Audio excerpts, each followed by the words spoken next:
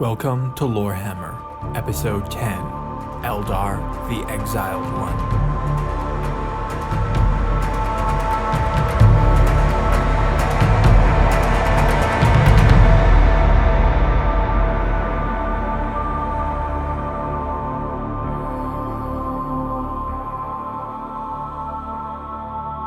Welcome back to Lorehammer. My name is Eric.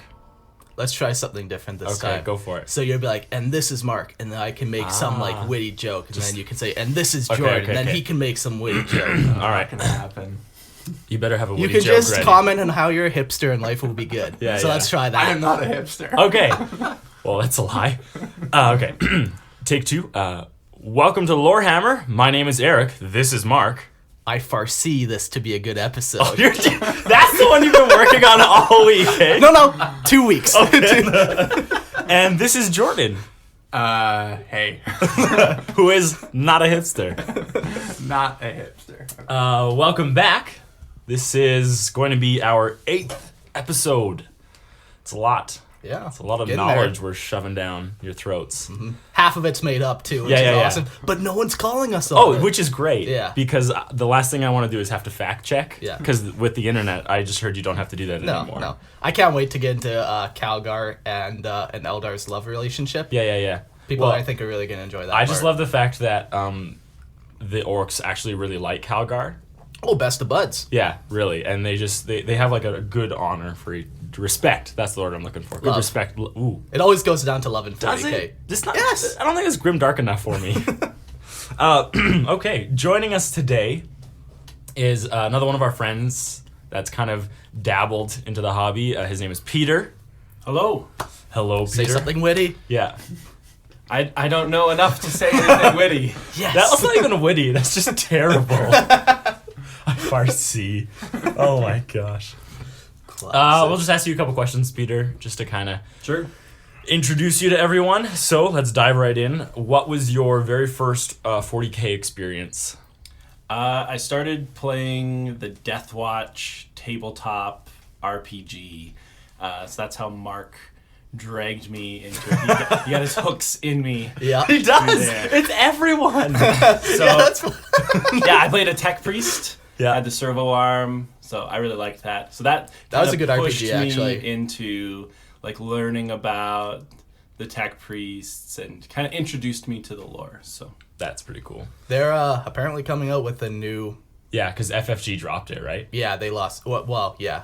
Their contract expired, so they're Right. making a new 40K RPG. But that's literally all the news they have on it so far. But I'm excited. Wow. But you heard it here. Yeah, no, it was fun. That would be the because the first time we ever played one of those RPGs, you created the game, right, Mark? It was your game. It was yeah, the Deathwatch one very with the first- bits that you could yeah, attach yeah, on. yeah. So we played a Deathwatch version, but because in Deathwatch like actually lorically, like they're constantly switching out like their loadouts and changing everything. Yeah. Mark created these little arms where you could just stick them onto the miniatures and you just pull them off. It was terrible, and It was awful, but They were it like was- sticky gum, wasn't it? It was blue tack.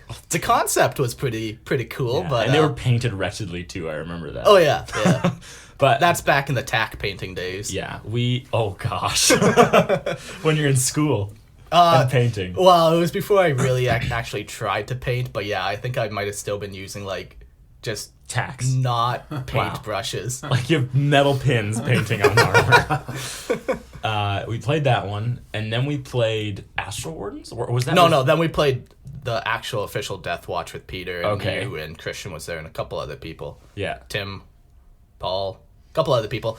But then after that, then we stopped playing with for a couple years. We picked up some other RPGs or whatever, and then we played another homemade homebrew. RPG. Oh, and that tabletop. was the Astral Wardens. Yeah, and that was where we played a Space Marine chapter, and yeah, it was. That was pretty cool. Peter, actually, you DM'd that one. No, No? No, that was always It Mark. was you. I don't know enough in the world to DM. That's I always really my enjoy number it. one reason for never DMing when he asks me to. He's like, Eric, it would be so fun. I'm like, not with you. Come on, I can't be that bad. No, that was a good campaign though. Yeah. We had a lot of fun with that one. Jordan played in that one too, right? Yeah, I don't think I stuck it out the whole time. But... Seems to be a theme. Remember? Classic Jordan. Do you remember how we're doing like a Lord of the Rings RPG right now? Yeah, yeah. Oh, yeah. I thought I came for that a couple weeks ago. One time. You did, yes. One time. How many times have we played? Anyways. Yeah, actually, that's something we've been doing for a long time now. We've been playing tabletops. RPGs? Yeah, like when you really think about it. Years, like, Yeah, and we constantly jump. Like we've played Pathfinder, we've tried a little D&D, and now we've done Star Wars. Star Wars. we did Yeah. do Star Wars. Yeah, Now we're on Lord of the Rings kick. yeah. Anyways, back to 40K. Why you don't want to keep reminiscing about memories that only us have? I could talk about the time that it was one of our very first Death Watch missions. I was in a separate room, and Jordan had a sniper character. Oh, jeez. I freaking pissed me right off. And I was fighting someone in a separate room, and Jordan was like, "I'm gonna shoot through the wall." I'm like, to yeah, help that's you an out." awesome idea. Yeah. Being the GM. Right, of course. So Jordan shoots through the wall, and it hits me in the head. Through the wall. Yeah. In the head. It was pretty good. It was a pretty nice shot, though. It was. It was a headshot. Yeah. So, You guys are wretched people. yeah. Oh, and then there's the guy who danced for the orcs. Do you remember? Hey, whatever works. That does not work. He stood on a cliff. Anyways.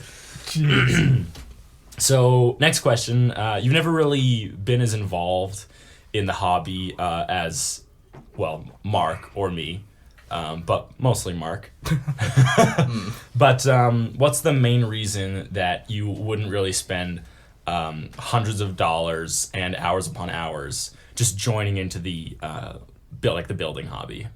Yeah, like I did buy a starter set, and I started trying to put it together, which was a lot more complicated than I thought. Where it kind of lost me was when I had to put like specific weapons with specific guys, and that's where it got a little bit too complicated. I couldn't really figure out, so I was just gluing things to things. You're like, whatever looks cool. Yeah, and then I was, the loadout needs to be a certain way, and so that's where I kind of Then why did they give me all these weapons if Yeah. I can't use the weapon? You're just going with what looks cool, right? Yeah. So you're trying to put it together. Yeah, that's classic 40K new player syndrome right Yeah. there. Well, I remember when I first got in and you had this bits and you're like, yeah, just build a guy.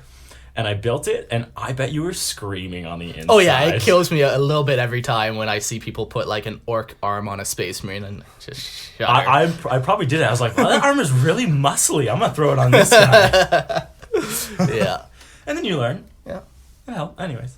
Yeah, it's so much It is. just to try and be like, okay. And then just be like, what does a bolt pistol look like? Yeah. What does a bolt gun look like? Right. How do you know what weapon is what they say on the paper? And Yeah. Yeah. That just comes with time. Yeah. They're getting better too, Games Workshop. They're starting to like actually come up with instruction kits for their Yeah, that's true. So- They are. and not just they for they're vehicles. decent ones too. Like Yeah, they're, like, the Jinxer cuts I color-coded did and- were, yeah. they were pretty good. Yeah. Do you have a favorite part or story in like the lore? Well, I was immediately drawn to the Space Wolves because wolves. I'm more of a fantasy guy, so I like me some wolves. So put them in space, and that's how they works die? for me, right? So yeah, being space wolves, having like a wolf companion seemed pretty cool. Fenris, the whole like world, ice and fire, very popular right now. I have no idea what you're talking about. So, yeah, that's where I started. And then, yeah. Now, Mark, do you hate Space Wolves? No. You don't hate Space Wolves? No, I do. I know you hate Space Wolves. He doesn't even want to Thunderwolves. touch it. I know. I was happy until now, and now I'm just mad. Yeah, Space Wolves, they were awesome. Yeah, so. they are pretty cool. Especially when you were playing, it wasn't so over the top. Sure. It wasn't Yeah, that's wolves like riding wolves, riding wolves with wolf guns. It's wolves all the way down. Shooting wolves out. Dances with wolves. In space. Pretty In well. space, Pretty well. on ice. Oh, because Fenris. Right, exactly. Right. Yeah. But I was meaning like figure skating. Well, yeah, no, I know, but Oh, okay. it's Like I just picture this big wolf with its paws on like a Space Marine's shoulders, and they're dancing. Yes, that's pretty much what I think of when I think of space wolves. Just a bunch of wolf fetish people. My mom might be listening, so I can't say what I want to say. They're furries. They're furries. They just. Okay. What do you appreciate most about like the 40K universe as a whole? Yeah, because it seems like every time we do call upon you to do some silly RPG or to podcast even, Sure. you always answer. Well, yeah, like there's a lot there, right? Like I do appreciate the scope of the world. Yes. I like that there's always a little bit more. You can go a little bit deeper. You can kind of get lost. Go to Lexicanum, click from thing to thing to thing. How did I end up here? Yeah. But it's Until you get a message on your phone that you used all your data. right. Or Exactly. is that just me? Don't you have like an 8 gig limit? Well, come on. You can read a lot of links at work instead of working. Yeah. Of course. So yeah, I like that. I also like the unremitting dedication Games Workshop has to the Grimdark thing. I mean, it's pretty. There's a lot there. A lot of Grimdark. A lot of Grim. A lot of Dark. So there's this one like spin-off that people kind of joke around with, and it's called Bright Hammer. And it's the noble bright future of 40K where everything's like not grimdark, but it's pretty funny. Like it's actually pretty good. Yeah. It's decently well thought out. Yeah, it's like if 40K wasn't grimdark, and it's like any other hobby or any other universe, but yeah, you add that grimdark and it's perfect. Yeah. As soon as like you realize that there's actually no winning, that's when it gets real good. yeah, and you kind of just hate everybody. Yeah. Like I when think we were we're playing, really understanding where the Imperium is coming from now. when we would do the RPG, like Mark would be the DM, and he'd always bring in like, oh, there's some Eldar, or there's some of another race, and I would always think like, oh, potential friends. Like, oh, why don't we just sit down and get to know them and understand them a little bit better? When it was really supposed to be more like, oh, we just hate them and try and burn them now. Yeah, right? yeah. Okay. I'll never forget the one time, Paul, you brought in the Inquisitor. Oh gosh, yes. Paul, yeah. Paul did not show enough respect and fear for the Inquisition, No, and he revealed like some minor secret of his like character's backstory. That and then goes against. Yeah, that the Inquisitor did not like, and then the Inquisitor basically just tortured him and started like cutting off his fingers and ripping out teeth and stuff. No, he ripped out his whole jaw. He ripped out his whole jaw. Yeah, the Inquisitor just put Paul down, Yeah. ripped out his jaw, and then Yeah, when and, Paul like, came back, he had a voice box. Yeah, and when interrogating him, like Paul's all like whimsical still, like la la la la la, thinks everything's okay on that. I'm like, that's it, you're losing the jaw. What could possibly go wrong? Yeah. That was a great one. Grimdark. Grimdark.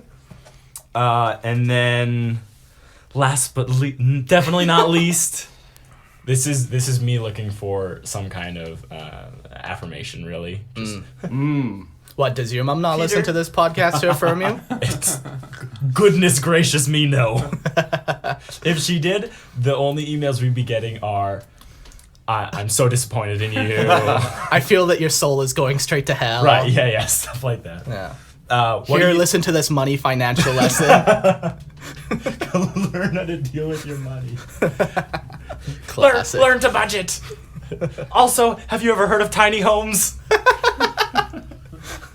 Wow, we really got derailed on this podcast. It's okay. This episode. We're only 15 minutes in. Wow. What does your mom know about tiny homes? She loves them. Oh, really? Like, not necessarily tiny homes, but she loves the the footprint that they have. Oh, yeah. And she's like, I love the fact that, they don't cost anything. And she's also a big fan into like, there's a bit where she was like, you can build homes inside hills. Oh, yeah. Yeah, Like you hobbits? can regress if you'd like, I guess. Wi-Fi's gonna suck under there. Yeah, no, it's wretched. Yeah. So the last question, Peter, is what are you most looking forward to about recording with us? Oh, being with you cool guys, locked in this tiny room. Oh, right. With our Batman wallpaper. Yeah, what could be better? Perfect. Actually, my big fear is more that I'm going to say something inappropriate that's going to be recorded and posted online and then come back to haunt me later. For This those is where I of, lose my job.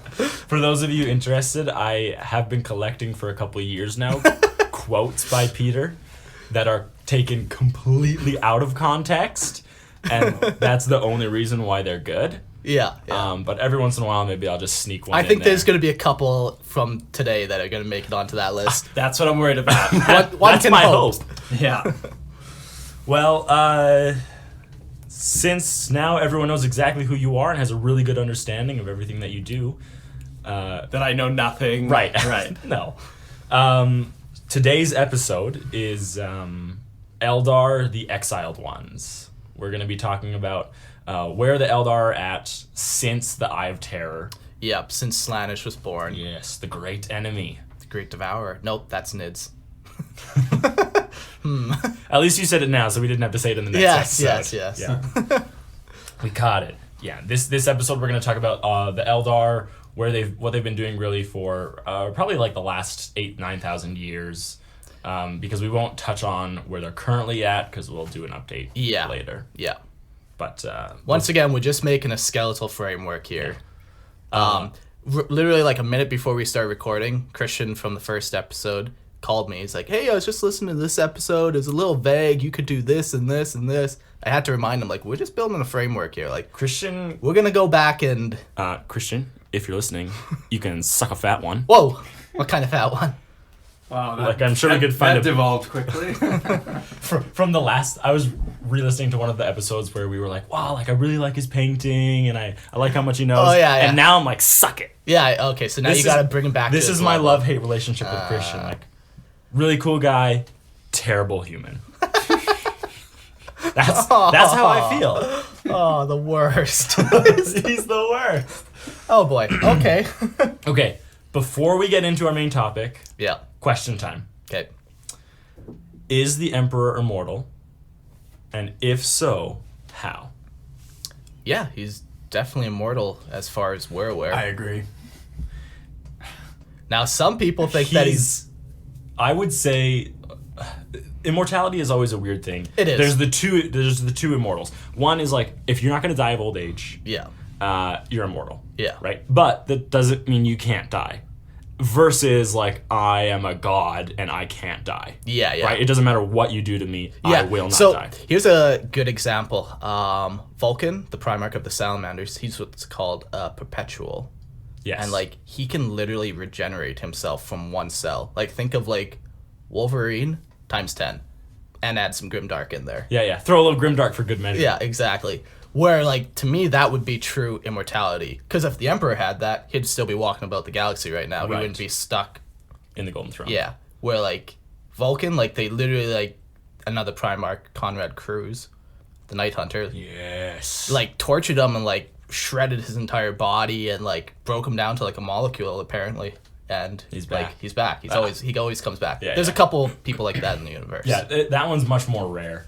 Oh yeah. That's But- like, Yes, to me, like that's a level of immortality. Yeah, like, that that's like true. exceeds. true Right. immortality. But then there's also like the Chaos God level of immortality, where like you can't even damage them. But consider this. In the warp, there's no such thing as time. So, are they immortal? Well, just because there's no concept of time in the warp, but that doesn't mean everything happens at once. Or does it? No, because they exceed Oh boy. they This a road? they what's it called? They like exercise their power over a section of the warp Yeah. to create reality. Yeah. So within that reality, there would be time. Yeah. Nah, I know.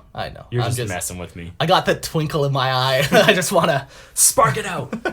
Yeah. No. So there would be the two levels of immortality. Yeah. I would say the Emperor is the first one in Yeah. our current understanding of how he is, because there's the theory of if like the only way to really bring him back is to kill him. Yeah. But so as he is right now, he would never die of old age. Yeah. But part of that, too, might not be him.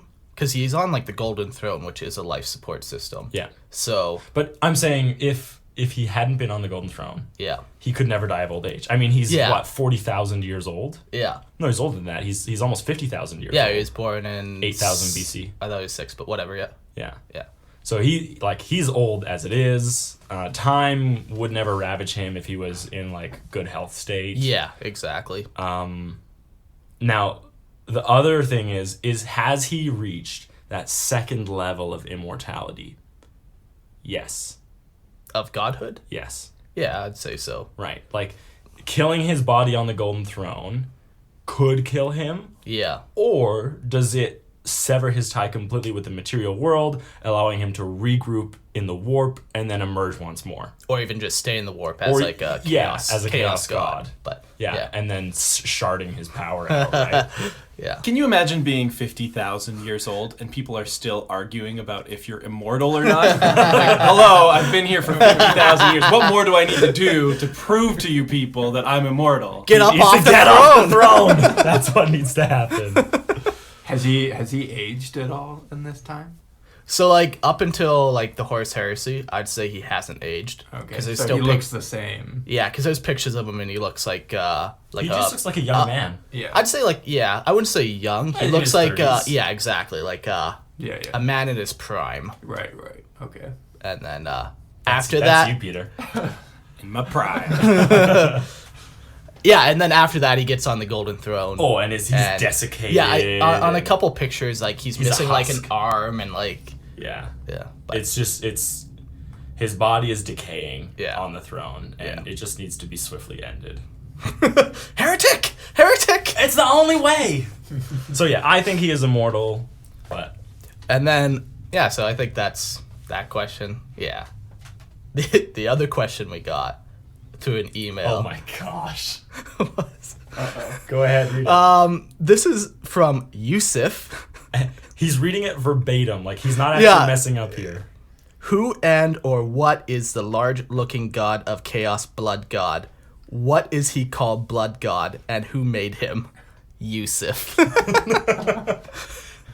Great question, Yusuf. Thanks so much for inquiring. Clearly a master of the English language. So that was an email we got, He and may be from a country that. No. It's I don't know why, but the one guy, John, he emailed us that. Yeah. And like, I don't know why he was pretending to be He Yusuf. tried- John? you Yeah, know? John Yeah, emailed that to us. 'cause, like, when but it's on his email- from his email, but Yeah. he was trying to like pretend that it wasn't him. Like he was trying to just troll us. Yeah. But he did it so poorly. Oh man. Yeah, good times. You know, there's this app I saw I thought would be perfect for John. It's like, hopefully he doesn't listen to this. I want to do it to him, but it's like you download it and it makes the screen on your phone look like it's broken. Yeah. That would be perfect for him. I'll have to do that. Yeah. Oh man. There's also another thing that I think would be good for someone like him is there's apps where you put someone's phone number in and then every day it'll send them a text message of like cat facts or something. Yeah. And then it's like reply no and it's like no and it's like thanks for subscribing. It just never leaves. Yeah. All right. A previous episode update. This is kind of like a we know moment. So our we've just recently done the Great Crusade Yeah. and Horus Heresy. Yeah. So okay, we know it was short. We Yeah. know we glossed over a lot of details. Yeah. We will go back. Yeah. Like if we wanted to do a Horus Heresy episode correctly, you'd be listening for 6 hours. Longer, man. Longer. There's so much Yeah. info. So, much. Send us emails on stuff in the Horus Heresy Yeah, that you tag would us like on to Twitter, Facebook. Yeah, that you'd actually like us to go further into detail, and I would happily do it. I'd even read a book, maybe. Whoa. I know. You'd I don't listen think to you one. go that I'd listen far. to one. Yeah, for he'd sure. listen to one. Yeah, but Yeah, we'll answer whatever questions you have immediately yeah, because and, those are nice and simple. Takes us 10 minutes. yeah. But if like you're like, I really like Blood Angels, tell me more about the Red Curse and how that Oh happened. gosh, you're gonna have to wait. You're gonna have to wait, but we will get there. Oh yeah, we're gonna do everything. So Everything. So yeah, Just have some damn patience. yeah. No, just send us your questions. Yeah. We'll gladly answer those. Okay. Oh, I think it's time we get started. Okay. So, today we are talking about the Eldar. The Eldar. So, there's 3 main branches of the Eldar after the Eye of Terror happens. And this is the Craftworld Eldar, Yep. the Exodites, and then the Dark Eldar. And we're Yeah. going to be briefly touching on all 3 of them. We're just going to sink our fingers into all 3. Just little touches. Fingers in the pudding. Yeah, Is that a saying? Maybe. probably not. Okay. I think you just make stuff up. It's possible. Okay, so let's just kick it right off. Craftworld. Do we want to jump them to kind of talk quickly about how Slaanesh was born? Just a quick little recap, because it was like Alright. 4 episodes ago. Quick little recap. Eldar are in charge of the galaxy. They started doing depraved things. They Lots of butt stuff. lots of butt stuff. And then eventually all their emotions formed in the warp and created Slaanesh. Slaanesh like exploded and devoured like most of the Eldar race. Yeah. And took them out of the predominant position in the galaxy. Yeah. Yeah. That's So, upon seeing this, a bunch of people fled on what's called craft worlds. And basically a craft world is a giant continent-sized spaceship. massive. Massive. Yeah. And think of it too like I think they're called like Dyson spheres almost, where it's like it's not just a spaceship, but it's like I'm getting looks. No, This is not a Dyson sphere. No, where it has like its own like world-sized spaceship. yeah, but it's not just That's like a no mechanical. It's not just it's not like the Death Star where it's all mechanical. There's like gardens in it and like places of vast green open space. Yes. Where that's They're like planet-sized spacecrafts. yeah. Like a if Dyson anything, sphere if anything, is think of the Halo ring. No, but that's not what they look like at all. That's not what I'm No, just but I'm talking yeah. about the combination Yes, of yeah. natural Gigantic. science. That's trying to space. more what I'm gonna get Sure. across. A yeah. Dyson sphere is like you have a sun, and then you build Oh, is like, that a Dyson? a Oh. sphere around the sun, and you absorb all its energy. Oh, maybe and I'm then thinking you of something build- else. Yeah. Yeah, it's a Dyson sphere. Oh, okay. I just read Ringworld, and I was talking about Dyson spheres. Ah. and Ringworlds. I was and, completely wrong then. like the rings from Halo, that kind of thing. oh. Anyways, This is why Peter is here. Apparently. yeah, they're just He's giant not coming back. No, he's spacecraft. not. They're self-supporting, self-sustaining. Yeah. This is the Dyson sphere. No, this is the Yes, craft yeah, worlds. and they're made out of what's called wraithbone, which is kind of like a plastic, a psycho-resonant yes. plastic. And Stronger than adamantium, did they say that? Yeah. Yes. Really? That's Yeah. pretty crazy. but it's so not maybe difficult, but how many bone singers are there? Well, yeah. So they have what are called bone singers that can use their psychic power to sing to the wraithbone and form it into shapes, into different things that they 'Cause need, Wraithbone is solidified warp energy. which is crazy. Yeah. Yeah. So Well, it's the Eldar have always been like the most psychically connected, right? yeah. So when these craft worlds started leaving during like the fall of the Eldar, they were like, man, we don't agree with like the pleasure cults and everything that's happening in the Crone worlds, and so they leave on these ships, and then eventually Slaanesh is born. It does its psychic scream, which rips the souls out of all the Eldar. Yeah. Now, if you're in the craft world, the Wraithbone protected you from this scream.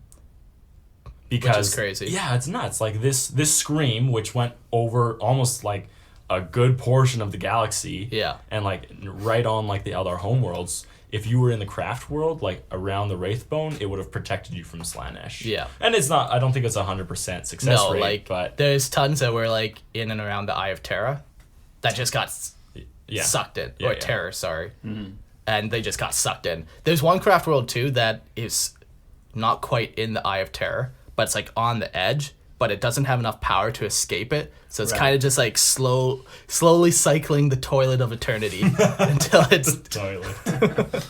yeah. Toilets. Nice joke.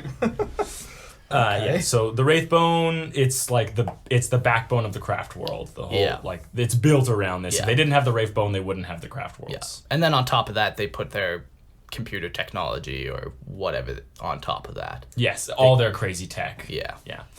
Another thing to know about craft worlds is that each of them has a gate into the webway. Yeah. So even though the Eldar race now, if you're talking about a Craftworld Eldar, like they are scattered and across the galaxy, they can still have unity and cohesion through the fact that they can enter the webway and go see another Eldar craft world or go to a portal on a different world or something. So Yeah. they still have that kind of access. Now the webways are deteriorating. Yeah, and getting plagued by demons and stuff. Yeah, because there's cracks in the walls and the ocean is leaking in. Yeah, and it's described too as a maze. And Yes, the ocean is elaborate- leaking it. That smile. Took you a second. No, yeah, the webway is labyrinth. Yeah. It's unnavigable. Yeah. Is that a word? Navigable? Sure. Well, Unnavigable. Is that? It doesn't matter. navigatable? Innavigatable? Someone is like yelling at their computer right now. They're driving, It's this! just screaming. Yeah, so they have access to the webway and it's better than the warp, but it's not what it used to be. Yeah. And then another thing is the infinity circuit. Do we want to just talk quickly? Remember yesterday how we were having that conversation about like webway portals and like their fixed locations? Oh yeah, sure. So I don't know if this is true, but I think it kind of is by the way it sounds. Is like a webway portal has like a specific location in the webway. So even though that craft world is moving around the galaxy, its location in the webway is a fixed location. So we were talking like if two craft worlds were side by side in real space, it might be quicker to go just like In real space. yeah, like if they're on one end of the solar system and the other one, it might be quicker for them to go through real space than it would be to go through the webway. Yeah. Because if one portal is fixed on, if you drew a If you drew a webway map, which Yeah. would be crazy. yeah, one might be on the bottom right of the map, and the other portal might be on the top left of the map. Right, so you'd have to navigate the entire webway. So, Exactly. yeah, just so because it's not you're always quicker. just because your position changes in real space, Yeah. your access point to the webway stays the exact same. Yeah, which Right? So it's pretty cool. It's kind of cool. It's like you could mark the doors, like if you're in the webway, Yeah. you like walk past a gate and you put a little sign that says Terra. So there's a webway gate on Terra. spoilers. No, we've talked about it. Okay. Spoiler free. It's fine. So you put a sign down that says Terra. Yeah. Right? And then you walk, 5 minutes, and the next gate that you see, you put a sign down, and it's a craft world. Yeah. Right? So even though those two are on opposite sides of the galaxy, if you enter the webway, it's always going to be Terra and then the craft world. Yeah. So it's an interesting thought. Another thing is there are entire craft worlds that are lost in the webway. Which is crazy. How freaking big is the webway? big? It's massive. Yeah. Yeah. The other thing we were talking about was the size of the gates, right? Yeah. Like you do hear instances of the fact that it's a physical gate, right? That like in Terra behind Yeah. the throne, there's a gate to the webway, and Yeah. then so that's a gate that can close and open, Yeah. right? But then how is there a gate big enough to allow for the entrance of an entire craft world into Yeah. it, right? Where is this gate that is hundreds of kilometers large? Well, is it an external gate or is it like an internal gate Well, within that's the ship what- that just allows the ship and anything, like the craft world? That's and what we were anything on it? discussing, Yeah. and that there's no real description because when you hear the one on Terra, it is a gate. Right. You Yeah. walk through this gate. So But yeah, you Are hear that those a lot. different? Yeah, because it seems like the whole craft world goes in to the webway. Yeah. Right? Like you can transport your entire craft world in there and then move around. That's like one of the strengths of the Eldar. Yeah. How they can get from place to place, how they can meet up with their other craft worlds, the ones that they know the locations of. Yeah. So but So- think about this. Oh boy. Okay, so you have Craft World 1 and Craft World 2, Yeah. and they both have gates. Okay. And Craft World 1 is like, oh my gosh, gonna go see my buddy Timmy on Craft World 2. Okay. So he enters the warp, or he enters the webway Yeah. from his gate, travels through the webway. He has to exit it. How does he exit it at that craft world? A craft world within a craft world. Craft world's all the way down? Because the gate that he's exiting Yeah. is in that craft world. Yeah. They don't. So is it like a doorway from one craft world into another? Yeah. Like I don't think that You go in through the broom closet, and then you come out on the other broom closet. Yeah. Like that's what the ones on the actual craft world themselves are. But we're talking about like there could be giant webway portals just in the middle of space. There could be. And that's how they would actually physically move the entire craft world. Yeah, Okay. There's two real thoughts to it. One is that every gateway is a physical entranceway that you have to pass through. Yeah. The other one is that we were thinking it's like a reactor that Right. just sucks you in, like vacuum style. Sure. Right? It I don't think it's like that, but it's I can't think of any other way that an entire craft world could enter into the webway whenever they want. But we know that they do. yeah. Right? Because how are they going to so- construct a webway gate every time they want to enter in? No. I also think of it too. Wow, we really got sucked into this topic. I like to think of it too as like, when humanity makes like a warp jump, they open like a warp portal. So like if the Eldar need to do a webway jump, they can like manifest a Their gate. a webway portal. But like it's super difficult to do and it's not permanent. Where the ones, and like it would be tied to their actual location, where like their location in the galaxy, where a webway portal is tied to a location in the webway and doesn't matter where you are in the galaxy. So it's kind of, they can open up these big webway portals in order to get their entire ship places. But it's not permanent, Yeah. and it takes a lot of effort to do. I'm just trying to think of like what it looks like in my brain. Just imagine with me. Jeez. Just shimmering waves, distorted space. But yeah. Yeah, the webway topics are pretty cool. They But are. yeah, they all have access to the webway, which is the only reason they've stayed unified even Yeah. a little bit. Yeah. United. Right. Yeah. Yeah. The next thing about that you need to know about craft worlds is their infinity circuits. Yeah. And it's basically built out of Wraithbone. It's like the superstructure of the ship, and which means it's psychically sensitive. Yeah, because it's built of warp energy. Yeah, like it can hold psychic charges. So when Eldar die, they go into the infinity circuit. Yeah. We'll get more into that in greater detail once we talk about a couple other small things. It's like a spaceship purgatory or something. It Yeah, really is. yeah. Yeah. So- 100%. There's a couple more things we want to set up before we really dive into the infinity circuit. Yeah. But every craft world has one, and it's like the most important thing to them. It is the most important thing. So, Yeah. the very last thing we're going to talk about right now for craft worlds is the Path of the Eldar. Yeah. So the Path of the Eldar, it's really an ideology set forth in order to help you not fall to Slanesh. Yeah. Really is what it is. So they, after the fall, they realize, oh my gosh, like we can't just be free floaters anymore, just doing whatever the heck we want. So here's some discipline for you. Yeah. Right. So what would be a path? Path of the Warrior. Yeah. Or what's another one? Give I us don't some know. examples. There's like 10, and that's the only one I really know. Yeah. Like there's other Yeah. paths. Like you can be like an artisan. Like if you're on a craft world, you might still be trained to like take up arms and to defend your world. Yeah. But your path might be that you're an engineer or you're a janitor or whatever. Like whatever it is that you're to do. Yeah. There's like a path that You you're doing. craft with it. beer. Such a hipster. Yeah, but the whole reason is so you don't give yourself to your emotions. Yeah.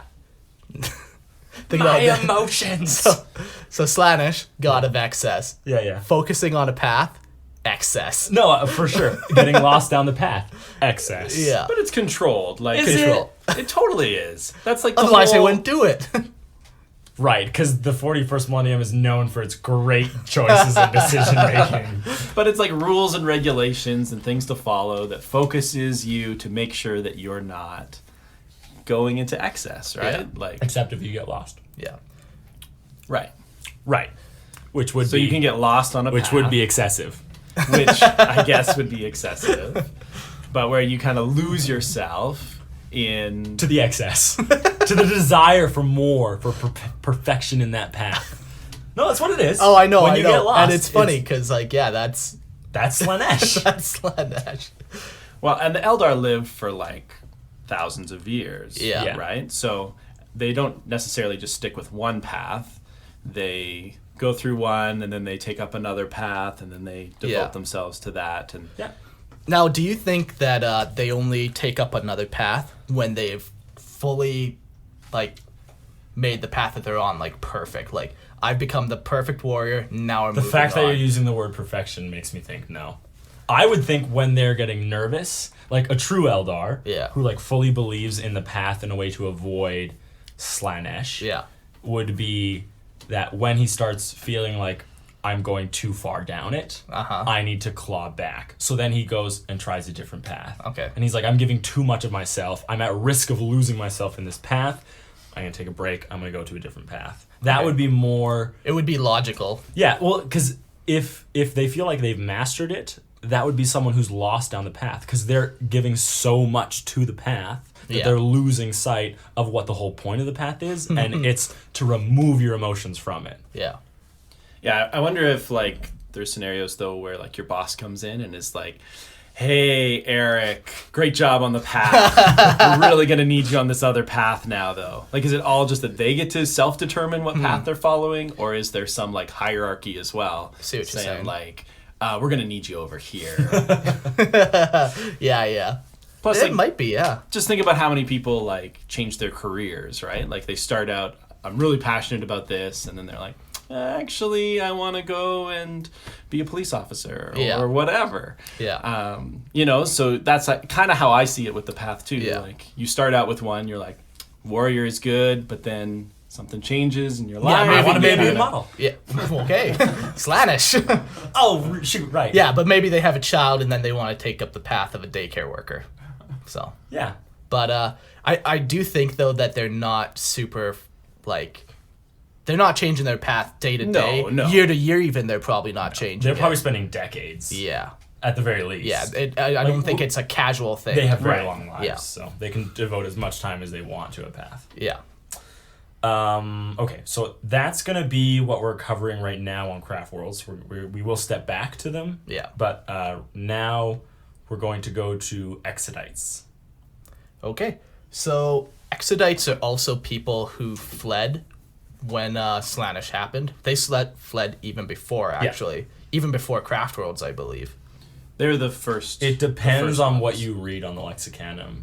Some Lexicanums will say that Craftworlds have been in for a while, and some pages will say that Craftworlds are brand new to the fall of the Eldar. Okay. I think I lean towards more, though, that they are most likely the first ones. The Exodites. Yeah. It does seem like they were the first ones to come up and say like, "Hey, what you guys are doing is not cool. We're out of here." Yeah. Yeah. Disagree? Well, no, because if you think that Craftworlds have been around for, tens of thousands of years, there wouldn't have been Exodites at that point because the fall isn't happening. So if the Craftworlds have been around for a long time and they've just been floating from Crone World to Crone World, right back in the day, they would have existed before the Exodites. But their purpose would have been different.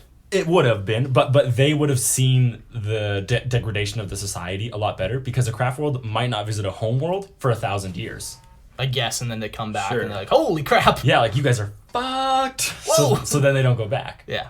Right? So it depends on what you're reading. Doesn't really matter because the Exodites and the craft worlds are pretty separated. Yeah. They seemed like they were the most vocal though.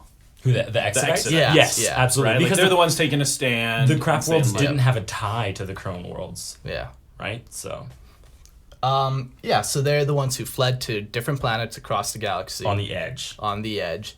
And they probably did it because they foreseen the birth of Slaanesh. Well, they were having nightmares. They were right? having nightmares, so they tried to Yes. just get away. And they're kind of like hillbillies, really. Like, they just go to some backwater planet and F sheep. No, they don't. I don't think they do that. No. Slaanesh. Why does it always go back to Slaanesh? But they basically take up a simple life. Like, Yeah. they They're cut the Amish. Yeah. The Amish Eldar. Amish Eldar. They're kind of like a hermit people. Almost. Yeah. They cut back on a lot of their technology, just because it can lead you into problems. Yeah, because when you have your tech doing everything for you, you get lazy and Yeah. your mind starts going to other things. Yeah. So that they're escaping their desire for excess through hard work. Yeah. One thing that they did keep technologically, though, is the Infinity Circuit, Yeah. which they call, do you remember? The World Spirit? Yeah. Yes.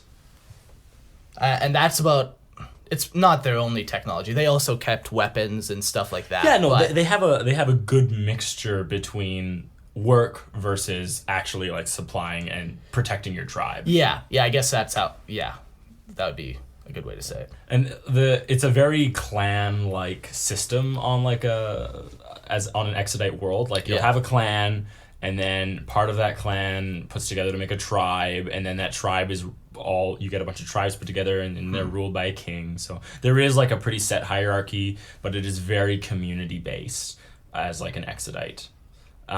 Something really cool about Exodites when they go to war, they ride dinosaurs. Yeah, they just have dinosaurs on their planets. Like Yeah, that's the and coolest all of thing their about planets. Yeah, All all of dinos- them? No, it's just that's what it says. Yeah, I like to think that they They just, found dinosaurs. they This is what we want. this is, Are there dinosaurs on this planet? No, No, we're out. Get out.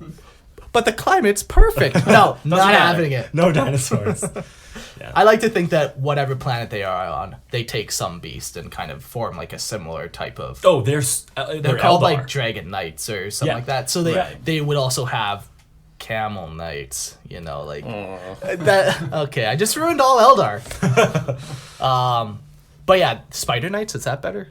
Kind of. That'd be kind of sweet. The dinosaurs are pretty sweet. They are sweet. It's hard to compete with the I dinosaurs. know. Okay. They're like between the Eldar, like the Exodites themselves. Yeah. There is a lack of not a lack, but there's much less fighting. Yeah. They still do fight, and they'll even fight amongst themselves, but it's a very honorable thing. Like what I was reading, an Eldar would never steal the crops of another clan, Yeah. right? Even if like that, like the clan, though that clan like went to war into battle, and those crops are gonna sit there for like a year. Yeah. The other clans, they don't touch it, Yeah. even if they're fighting with that clan.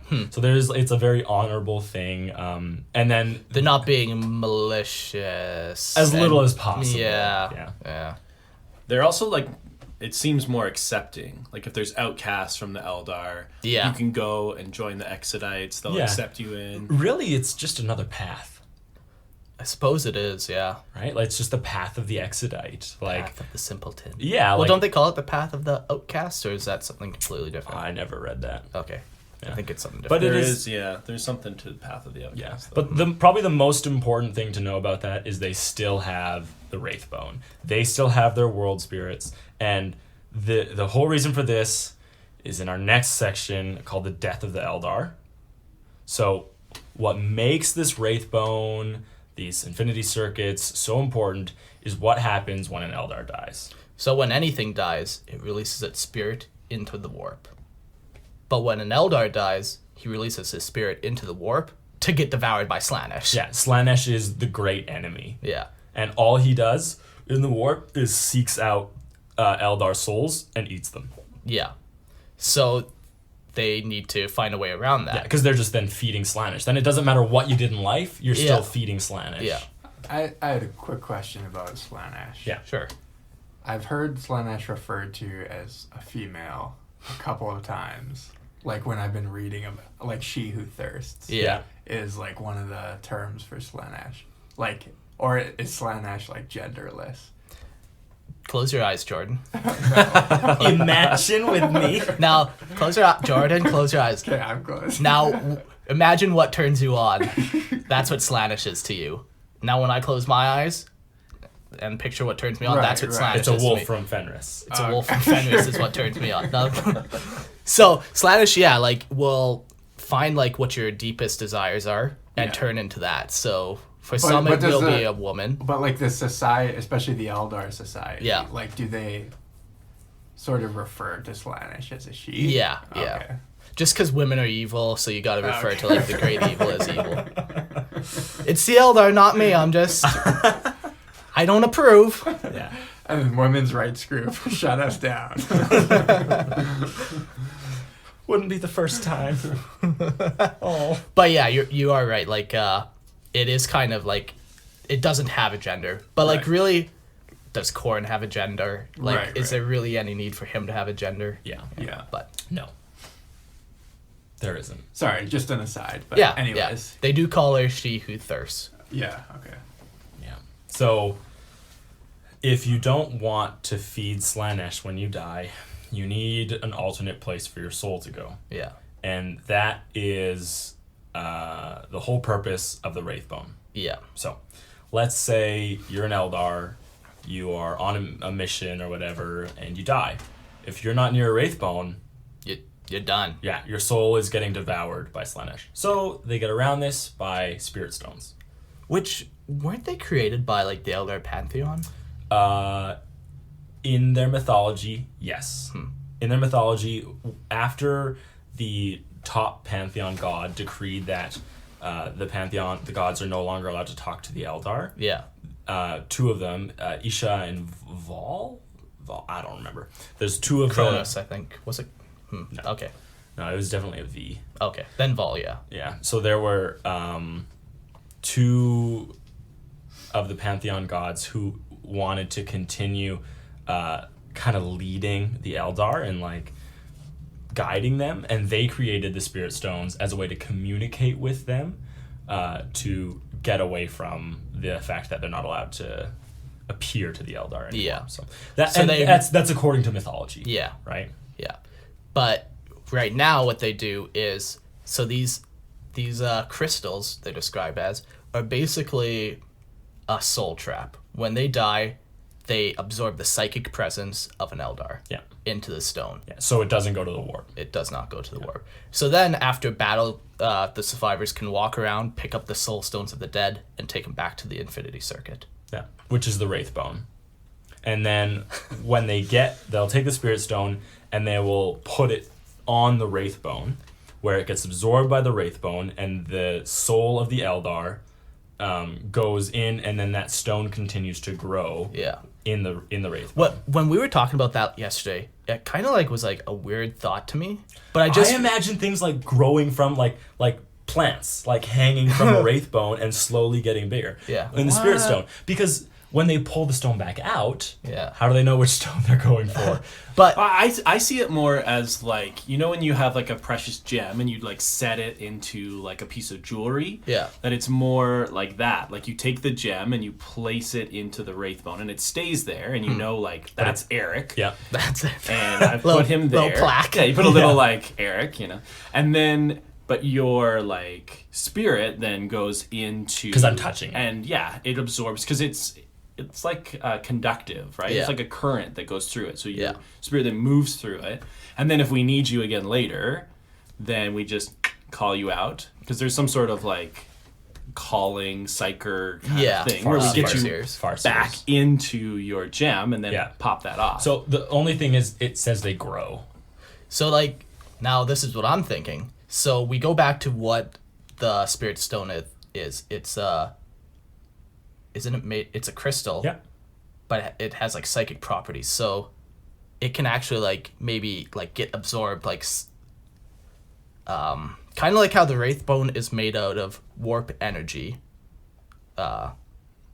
What did we say? yeah, solidified work. Solidified warp energy. Yeah, Yeah. so maybe these crystals are also made of like solidified warp energy. No, not at all. They're they're from the Crone Worlds. right. Okay. Yeah, and that's why they're really rare right now, is Okay. because the only way to get them is to go back to the Crone Worlds, which are in the Eye of Terror. Okay. So that scraps my idea then. It's too bad. Because I was thinking, yeah, then it literally does get absorbed into the Wraithbone, and then it can, like, since it's just energy, it can form back when you do need it. But That would have been, yeah, kind of like a materialization, yeah, right? but Yeah, to me, I more think of like they attach this crystal to the Wraithbone, and then this crystal just germinates and grows, and then when Yeah. they need it, they'll pluck it out, put it in a Wraith Lord or whatever. Yeah, so when it says it grows, like I don't know if doesn't it's give a more information. No, nothing. But interesting. so what's a Wraith Lord? Wow, Mark. Hey, thank you for asking. Good question. Great question. I know what it is. don't give me that degrading voice of yours. So a Wraith Lord, it's really just a mechanical structure that Is it? It's made out of wraithbone. Yeah. Okay. So. Well, there's no tech in it at all. No, there is, but the key thing is it's made out of wraithbone. Yeah. So it's a separate structure that when, let's say, the craft world is like in dire need or dire straits, or it's being attacked, and all the souls that you've collected are at danger of dying and being sucked away by Slaanesh, they will pluck their like great warriors out of the wraithbone. They'll call them back to their spirit stones, take the spirit stone, put it in a wraith lord, and then this wraith lord then animates with the soul of that great warrior who's called upon to defend or attack, right? It's sweet. Yeah. So that's the crazy thing too, is like literally any Eldar who's died and can go into the Infinity Circuit, they can call out and gain their knowledge and talk to them and commune with them. So it's really like you don't die.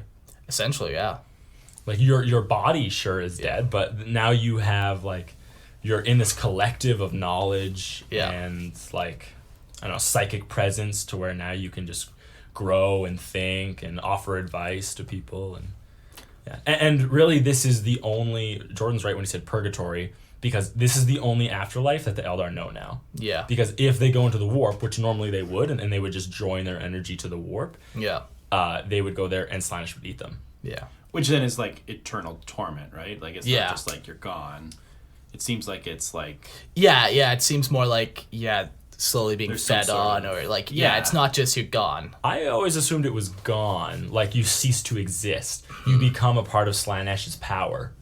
Yeah, I think there's something like torturous about it, though. I mean, it might be torturous in the process of being consumed by a chaos god. Right. But my understanding was you're not just always around for the next. No, you're gone. Yeah. Right. Like when a chaos god absorbs you, like you don't retain any kind of individuality. It's just your energy is transferred to them. Yeah. That's more my understanding. Okay. So the question now is, we're talking about it. Do you think when they take an Eldar spirit from the Infinity Circuit, do you think they degrade over time? Like, yeah.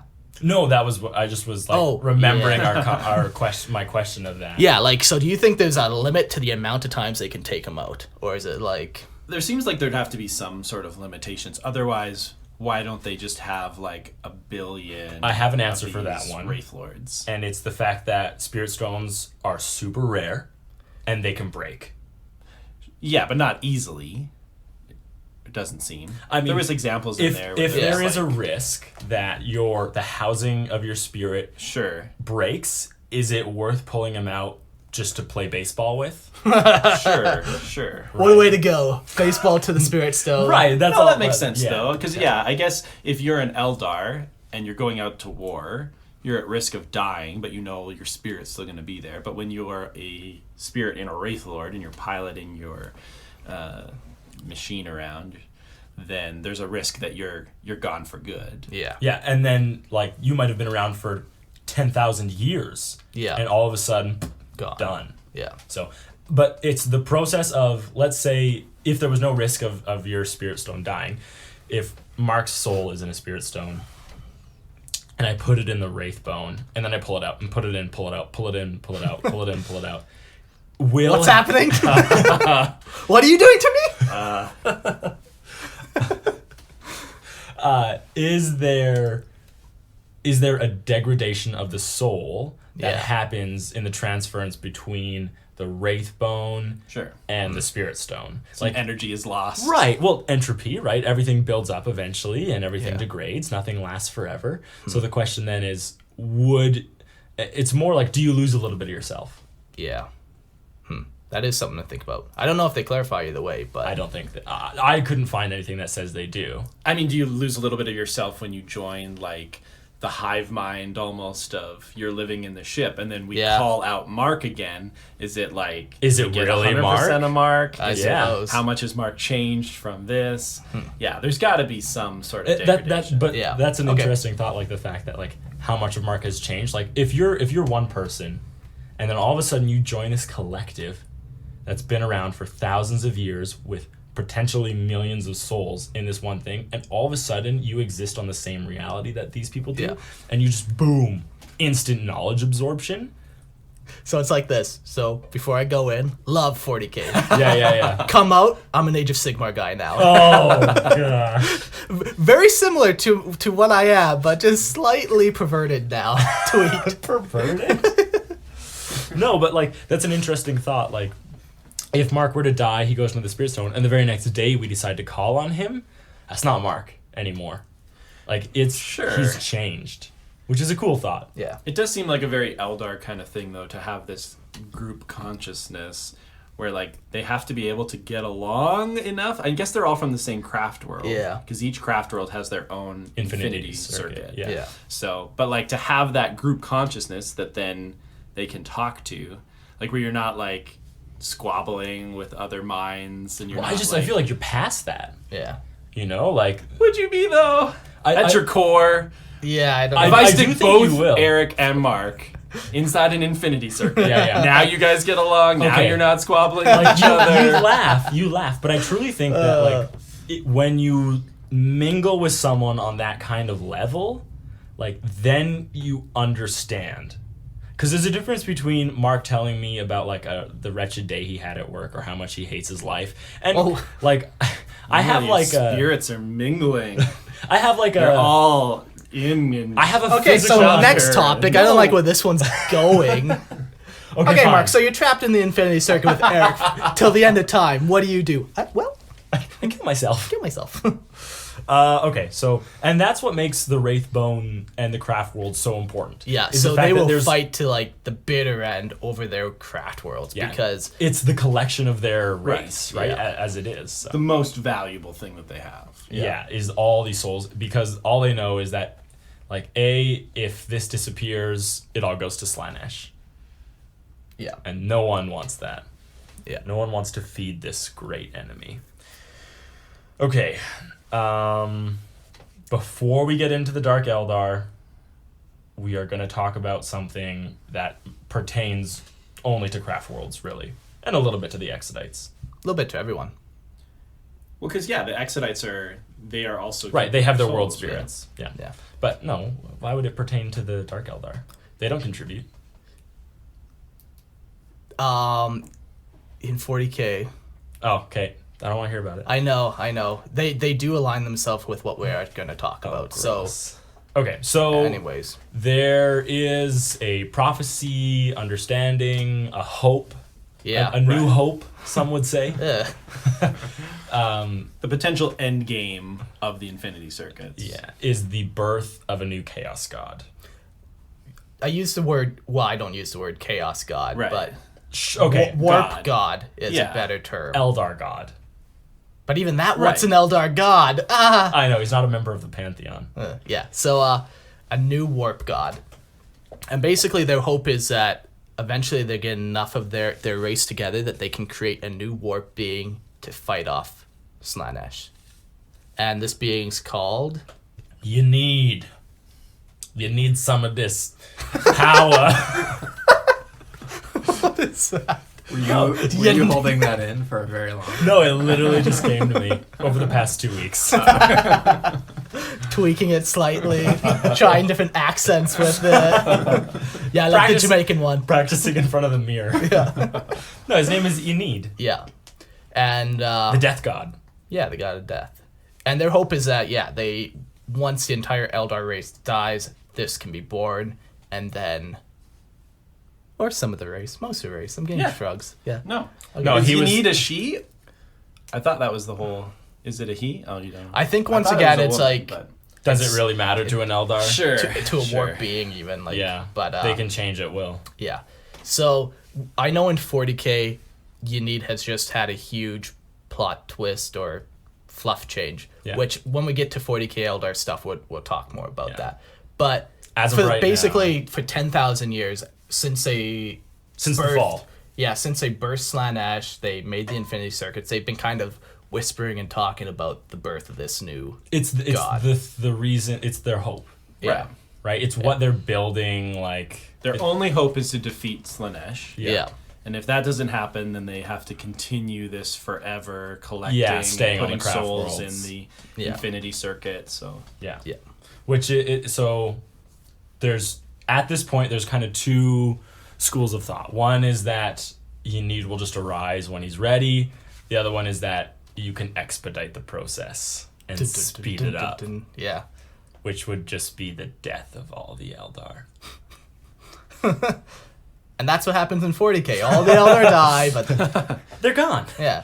Yeah. Throw them off your shelves. Yeah, so that's one, like, the whole, like, you know, you're on the craft world, you protect the Wraithbone, and the reason you protect the Wraithbone is because that's where your soul's gonna go. Yeah. And then the reason you want all the souls there is because at some point you want enough energy gathered to birth Ynnead. Yeah.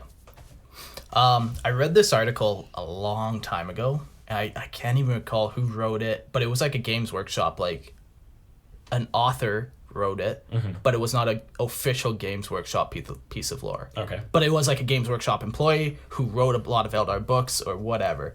But he wrote more about like the culture of Eldar, and like he went into like even details about like their finances and stuff like that. And it was pretty sweet. And I tried to find it. I tried and I looked and I couldn't find it for today. But Gosh darn it. Hey. one day I would like to talk about it. Like, Well, I love any of those in-depth ones. exactly, that, like, and that's one of the crazy things about 40k. Like, it's not just a tabletop war game. Like, people have gone into great details about like the currency or like, yeah, like how does trading work? and Exactly, What like- what are the interspecies relations between the two of them? exactly. Yeah. Like, because there what's are the there are hierarchy some races. There are some races that don't fight other races. Yeah. Right? There are some that wish for like unity and peace in the Wait, galaxy. can you name one? Tau. Tau is willing to accept races into their fold. They are not peaceful.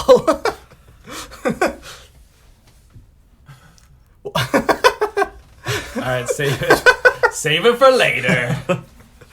Yeah. But Tau yeah, are more willing to make alliances. sure. But The Empire is not.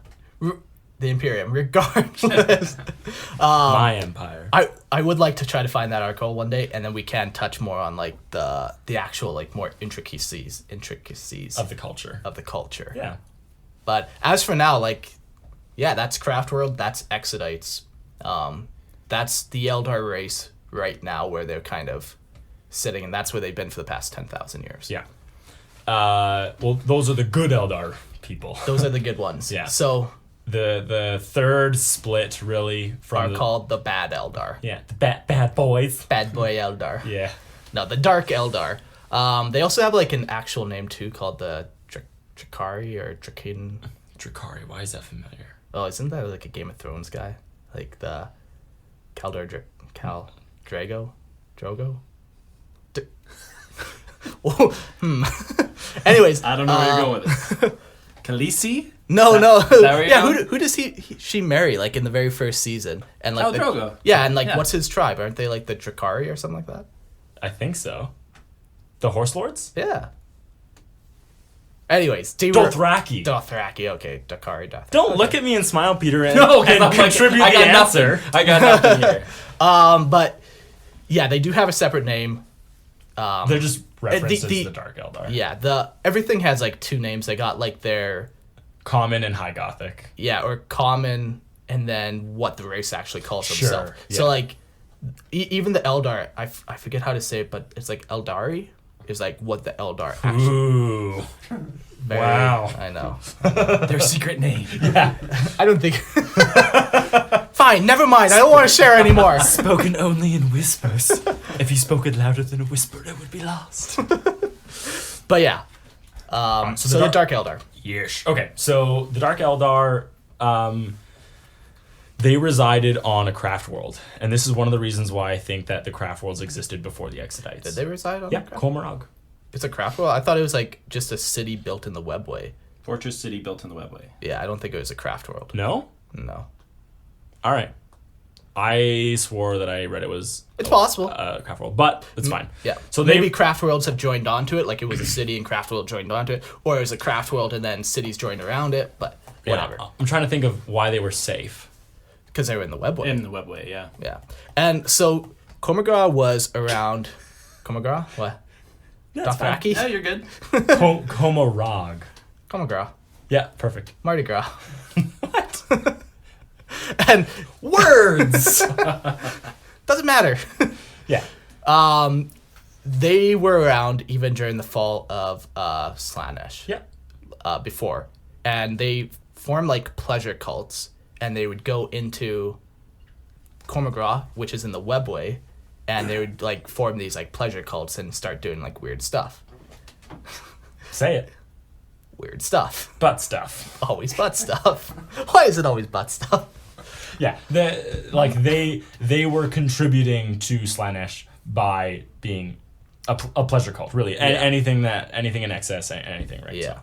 So, but when the Eye of Terror happened and Slaanesh exploded into being, Yeah. they were saved from his psychic scream Yeah. by being in the webway. Exactly. But they didn't change. They stayed in their pleasure cult ways. Yeah. But this had a great toll on them, both physiologically and also when they die. Yeah. So physiologically, they started to like, their skin started to like go translucent. Yeah. And there's a couple other things. Do you recall? Yeah. They are stronger and faster than a regular Eldar. Yeah. But a lot of that has to do with the gladiatorial pits, right? Just the fact that so many years have passed that they've kind of just evolved stronger and faster. Because one of their big things is fighting, where a regular Craftworld Eldar only fight when they have to. They're not fighting because they want to. Yeah, they're not fighting for any purpose other than like the defense of their... Yeah, where Dark Eldar is fighting because they like it. Yeah. So when an Eldar dies, Slaanesh feeds on their soul. And this happens to Dark Eldar too. Yeah, because they're Eldar. Yep, they're Eldar. And throughout a Dark Eldar's lifetime, like Slaanesh is slowly feeding on their soul. Yeah, and part of that just has to do with the fact that their everyday actions feed into Slaanesh. Exactly. Right? So, Yeah. Slaanesh is slowly just sucking off their life force. Until they become a withered old husk and basically die. And to get around that... They will do crazy things. They will basically go and capture souls of other people and absorb those souls. They'll drink the souls. And then that way they have more soul life or whatever. So they replenish their own soul energy through other people. Yeah, or through torturing people or through whatever crazy way to get a soul there is. And that's why the Dark Eldar have become like pirates and raiders, and more than like, they're not trying to build like a galactic empire or anything like that. They have nothing beyond sustaining their own soul. Yeah, exactly. Just pretty crazy. Yeah, it's like it. That's grimdark. Yeah, it makes me think like feeding other people or eating other people's souls just to then have your soul fed on by a warp being. Have you heard of the Emperor? Oh God. The God Emperor? The God Emperor. But yeah, like the whole thing about these guys is that the only way for them to exist without getting sucked away into oblivion is to just continue feeding on these souls. Yeah. Right. So it's almost like nihilism of 40K. Yeah. Like their only purpose is to survive. There's no like higher greed. There's no moral code that they like. It's all just about me. Yeah. One thing that Games Workshop has officially stated is like in Commorragh, the city, the official currency is souls. Like, really? So you want to go buy a loaf of bread, that will cost you one soul. You know. Yeah. Like. It's kind of sweet. Do they bottle them up? Like I like to think that it's just like they just have like a slave train behind them. Like they got like. But like, here's your one soul, and they push for this scrawny imperial citizen, like. Because they do the way they do it is they raid out of the webway into real space. They capture merchant vessels or whatever. They go to planets. They take people and then they leave. Yeah. And then they torture these slaves and eventually consume their souls. Yeah. And that's what the thirst is. It's called like the thirst, like an Eldar thirst, a Dark Eldar thirst for the souls of others. Yeah. Because his soul is slowly being sucked off. Yeah. So. And that's how they get around. I said it like 4 times and no one has joked about it yet, so I thought we were past that. It just sounded so bad. Anyway. Jordan's always like 3 sentences behind what we were saying. And yeah, that's how the Eldar basically avoid being eaten by Slaanesh. The Dark Eldar. The Dark Eldar. So what's interesting too is that when you take in a soul, when you like eat the soul of another being, it reverses the aging process. Yeah. So if you eat enough souls, time will never touch you, Yeah. which is so cool. Yeah.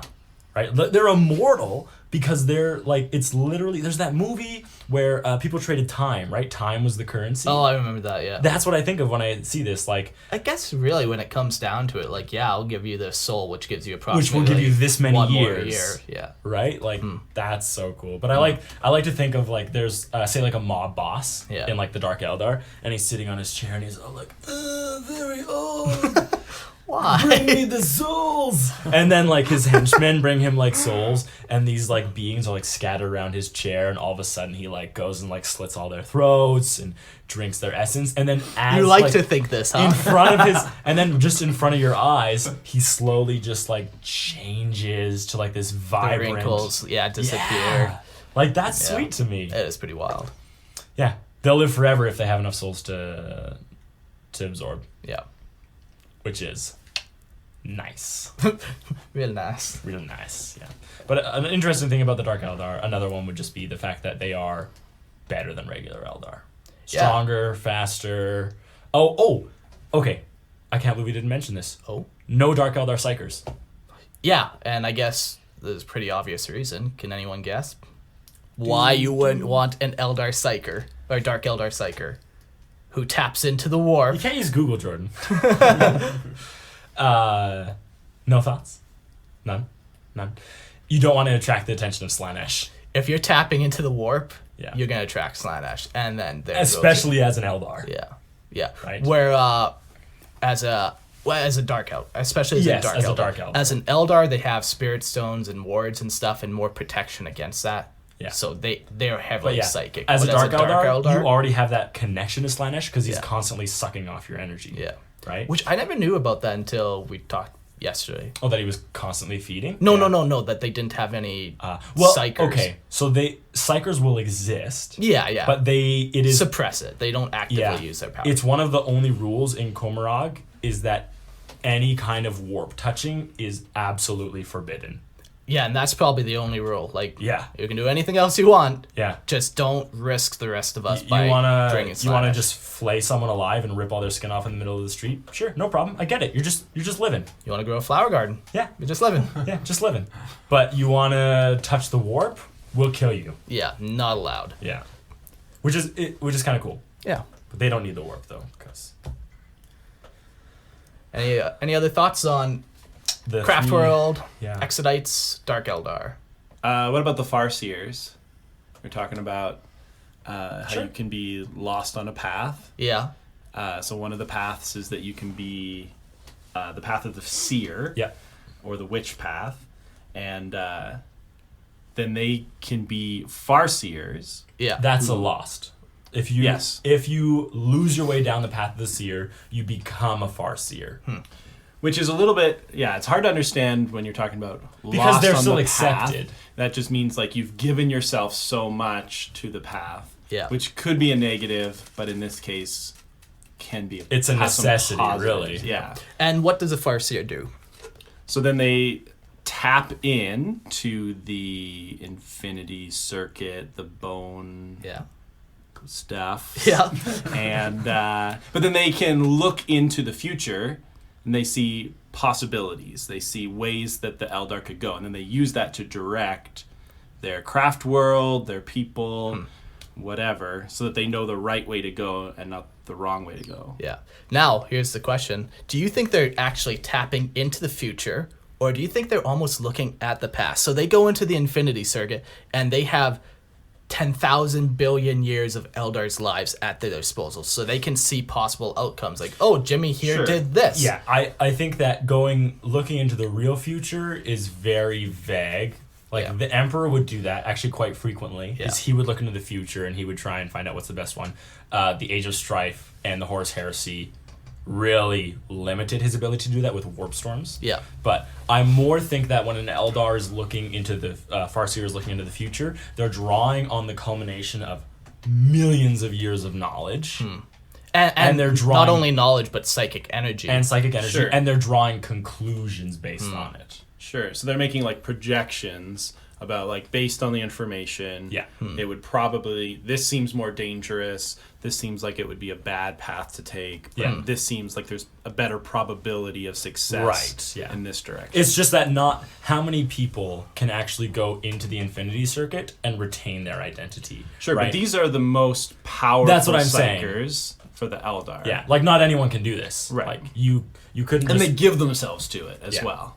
But it seems to be attributed to like the success of the Eldar is because of the Farseers who do this. Yeah. That they can navigate around some potential disasters or avoid some conflicts or things that would hurt their people. Yeah, like they'll go onto a planet and they're like, "There's gonna be a battle here," and they put a rock down, just what seems like a random spot. But then during the battle, the guy who's about to shoot the Farseer trips on that rock, and Sure. he's like, "Yes," you know, stuff like that. But it's the whole like when you have enough knowledge, drawing conclusions is simple, right? If you're able, like even you and I, like we look at the outside and you see dark clouds, it's gonna rain, right? But it's gonna rain. thank you, Ollie. But right when you have so much knowledge, it's not a leap to make projections about things like that. So Sure. And for them, they becoming lost on the path, there's a cost to it as well, where at first their bodies will become dormant, and they're just kind of shut down their bodies, and eventually, because they've given themselves, it's like their whole like because they spent spirit is in. Yes. They've tapped into the grid Yeah. of the Infinity Circle. They're Circuit. like in circuit. They're in there, and they're neglecting their body, which then goes into like hibernation, dormant mode, and then eventually will even crystallize into like their tree glades Yeah. that they have, becomes like a monument to this like lost Farseer who's now given themselves for their people. which is so cool. Like they just sit and I would just picture like it looks like an Eldar is meditating. Sure. Right? They've got these like crazy robes on. They look so peaceful, and eventually you just see like tink, little crystal grow on the face, and then you come back a couple years later and an entire shoulder has turned to crystal, and until that Eldar's body is just completely crystal. Wild. So cool. Yeah. So there's just one other thing I want to talk about with Sure. the Eldar, and it's so you look at like a normal Eldar warrior, Yeah. they have the giant elongated helmet, but then when you look at an Eldar without their helmet on, just normal sized head. Uh-huh. So what's the deal with the giant helmet? Is it really just for their top knot ponytail so they can keep it in there, have it protected with a helmet? Because they look so cool. You're like, oh, the Eldar, giant heads. You And then you they're just gonna be think of like the Conehead Coneheads. movie. Yeah. And then they take off their helmet. No, just a normal head. Yeah. Oh, Just they got pointy regular- ears, but yeah, other than elf, that. space elf. All right, let's go around the room. Eric, why do they have pointy heads? Pointy helmets. I really think it's a focal point for psychic energy, Okay. right? Like, so they're constantly giving off psychic energy with Yeah. everything that Yeah, they yeah. do, and it traps it there in battle. It's like a prism. Right, yeah.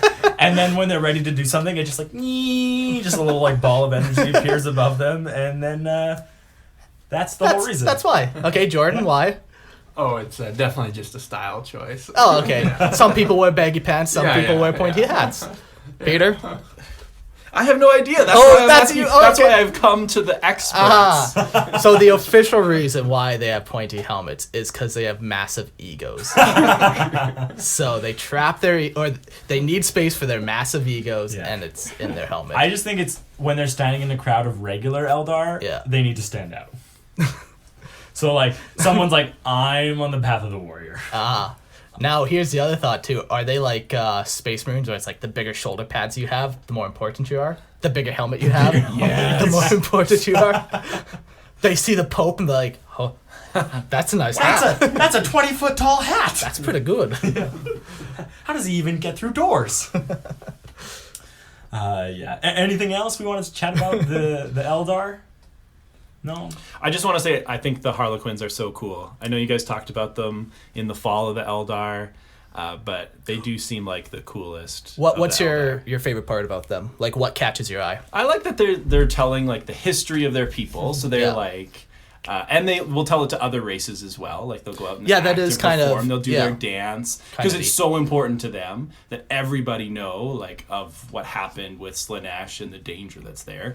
So I like that they're performers and they're historians, but then they're also like awesome warriors. Yeah. And then I'm really drawn to that whole idea of the Black Chaos Library Yeah. that's in the webway that they protect. Yeah. And how there's demons and space marines or whoever that are trying to get there. Yeah. And they're stopping them at all costs. Yeah. Because that holds like all the sweet knowledge that they've had that tells their history and everything else. Yeah. So they like to share their history, but only little bits of it. That's right. Well, you can't share too much, because just imagine the knowledge they have that's been passed down from the old ones. Yeah. The Slan, right? Yeah. Like, that's unfathomable. Yeah. Yeah, and they're considered to be the deadliest warriors of Yeah. the Eldar. One of my new favorite changes to tabletop is that people actually have movement values now, whereas before it's like if you have 2 legs, you move 6 inches. 6 inches, yeah. Where like now it's like Dark Eldar move. I don't know because I haven't really played much of 8th. Sure. Don't But- quote us! Don't quote me, but like an Eldar might move 8, where a Harlequin might move 10. You know, it just makes them like feel like they're actually that quick acrobatic thing, as opposed to, oh yeah, they're super quick. I move 6 inches just like that guardsman next to me. Yeah. It's just a cool tweak. That's all. Like that Terminator. Like that slow, bulky Terminator. Yeah. Like that Dreadnought. Because it is sweet to like just close your eyes and think of like Circus Soleil, but then they have guns and they're all fighting each other. You know, like seems pretty cool. I can't picture anything cooler. Yeah, I like the Harlequins. I think it's pretty sweet. Yeah. I more like the Black Library. That's Yeah, that's awesome. Yeah. But just like they protect it at all costs. There's some pretty sweet lore there. Yeah. Cool. okay. I think that about wraps up. Main topic. Yeah, where the Eldar are sitting at. Okay, so then we're finished on Eldar. For today's Tales from the Warp, we're gonna discuss something else that is, again, this is outside lore, outside canon. This is what we think. So, Mark. So today we're going to talk about the 52-step plan on how to make the Eldar the galactic supremacy of the galaxy. Step Yeah. 1. Yeah. Go for it. What's step 1 of our... Oh, this is an extreme comprehensive list that Mark apparently has previously no. prepared. So I didn't think I'd get called out on actually coming up with... I'm assuming that each one has subsections as well. So I'd love to hear your 52-step program, Mark. Out with it. Step number 1. Come up with a plan. Step 2, write plan down. Step 3, organize said plan. Okay, so in all reality, that is what we're talking about. We're Yeah. talking about what would it take for the Eldar to step outside of their existence in Craftworld. And from becoming a dying race Yeah. to becoming the predominant race in the galaxy. Because as like an individual, they are the best. There's no race that is better than them. Yeah. As an individual. As a whole, they suck right now. They're suffering. So, what's it going to take? So I'll mention the most current thing, which I think is definitely going to help the Eldar race, and that's the birth of Ynnead in 40k. So it's just a focal point for the Eldar to draw to. So It's- regardless of... They need a win. They need a win. Gotta celebrate They the gotta small ones. Stop Okay, birthing the gods only- and take a win. Yeah. The only reason, like, I agree that Yeah. that would be a big stepping stone for them. Yeah. But there's a drawback to that. Sure. The more powerful, because you want Ynnead as powerful as possible, Yeah. because he needs to beat Slaanesh. Yeah. The only way to give Ynnead power is for more Eldar to die. So if you want to make him as powerful as possible, the Eldar need to die. I don't think just the Eldar, but they would help the most. Well, they're the only ones creating him. Well, he's created now, and like he'll like suck souls out of other beings and stuff now. Okay. At least on tabletop, he does. Okay.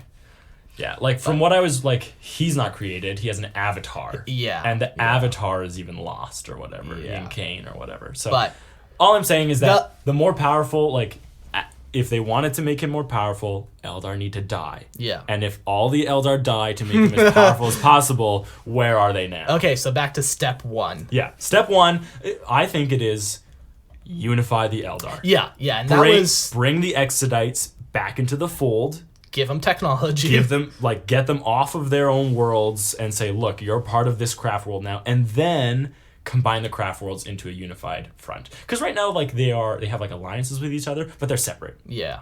There's no need for, and craft worlds will fight amongst themselves.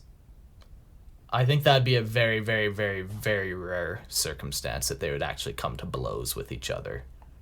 I mean, the Exodites do it. They're a little different, though.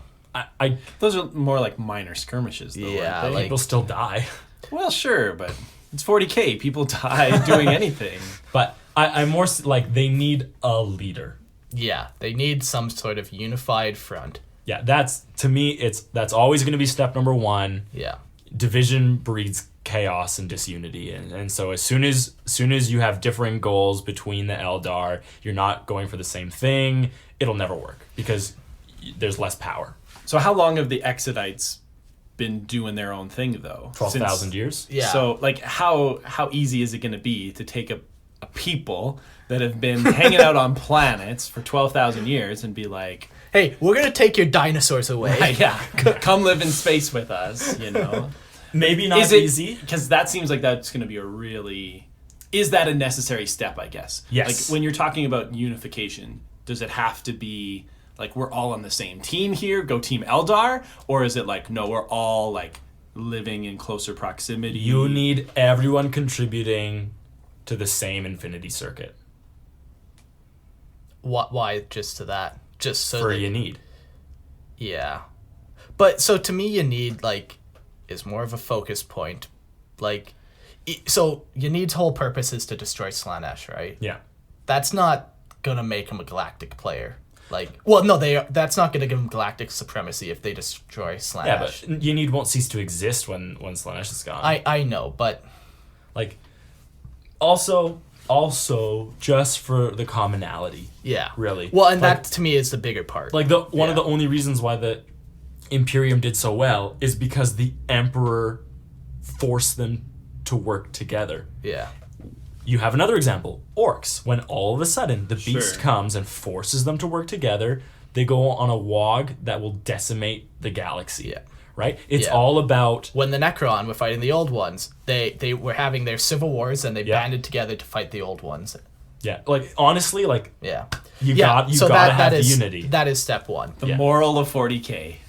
What Work we together? can do if we just work together. And destroyed mind everyone is else who blown. isn't like us. No, that to me, step 1. So Instantly. yeah, step 1 for sure. But that's not going to be enough. No, there still no. isn't enough of them to then conquer the galaxy. Even if all of them went on the exact same page, Yeah. on the exact same everything, that still wouldn't be enough. So Right. what do you think step 2 would be? If you don't have one, I got one. Okay, go for it. Kill the Emperor. Just kill him. Somehow infiltrate through the web report that he made, or send some type of Harlequin to go kill him. Why? Would... Want to know why I say such a thing? Yes. Because Eldar right now are the main player in the galaxy. They got people everywhere doing everything. Eldar? No, sorry, humanity. Oh, okay. That makes more sense. They got people everywhere doing. They They are the most prolific race. Without the Emperor, there's no longer the Astronomicon. There's no longer that lighthouse They're in sent the back war. into the Age of Strife, really. Yeah, they can no longer bring their vast numbers to bear because quickly, as quick as the warp can be. Yeah. So to me, that would be the next step: is get rid of the God Emperor. You cripple them.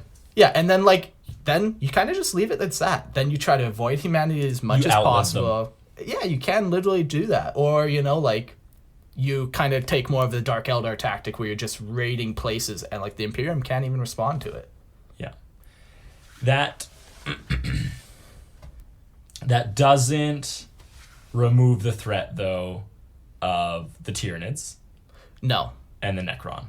Because those, the Necron are reawakening, Yeah. and then the Tyranids are now entering our galaxy. Okay. So what do you think step 2 would be? Alliance. With? Anyone. Anyone and everyone. Anyone and everyone. They're too weak on their own to really. They're not too weak. They're very strong, very smart, but they're not numerous enough. So they just make an alliance with everybody. Done deal. Everyone's happy in the universe. No. Well, like they make an alliance with everyone who's willing. Yeah. Right. Yeah. They start bringing other races into their fold. Yeah. Right. They start accepting like, hey, look, you're a peaceful race, and you want to work towards like there's some races that you can't make alliances with. Number Orcs, one, Tyranids. Orcs, Tyranids, humanity. Even, I was going to say Necron, but... Necron won't make, well, because they have a little more individualism now, so they'd be willing. But I really think that they are too little on their own to pose any kind of major power play, and they kind of just get sucked into the vortex of chaos versus the Imperium. So maybe like it should be like all those other races that were made by the old ones, like the Jokararo and there's a bunch that we mentioned. Oh, there's so many. So you like make alliances with them, because like you're not gonna go and make like an actual alliance with the Tau. Like you will, but the Tau are still gonna be fighting for the Tau, doing what the Tau want to do. The humanity is still gonna be doing. Well, so you almost got to find these smaller races that they themselves are like, yeah, we need help, where humanity does not need help. No. The Tau Empire does not need help, you know? Yeah. So you almost got to... Sorry. No, you're right. Yeah, you almost got to... If you do want to go the Alliance route, you almost got to choose these smaller races and then say, like, look, like, we need to do something about these big guys. Yes. Like, look, if we don't band together, the Tyranids are just going to pick us off one by one, and then they'll move on when this galaxy is devoured. Okay, so step 2 then. Now we have the Eldar at the head of a bunch of minor races. What is step 3 in your mind? So now you have a huge army at your disposal. Yeah. What is your first move? You have 3 big threats. Okay. Threat number 1 is humanity. Okay. Threat number 2 is going to be the Tyranids. Yeah. And threat number 3 is always going to be chaos. Yeah. Chaos is the pervading force that it's always going to be there. You can't get rid of it. Okay. Humanity, you cripple through the Grot Emperor. You send them back into the Age of Strife. Or you can literally just kind of ignore them too. Because like I don't think you can. You can, like, I don't think they have to be the first step unless No. Oh, sorry. Like this isn't. Oh yeah. Okay. This is an order of importance. It's more just like these are the 3 ones. So importance will always be chaos.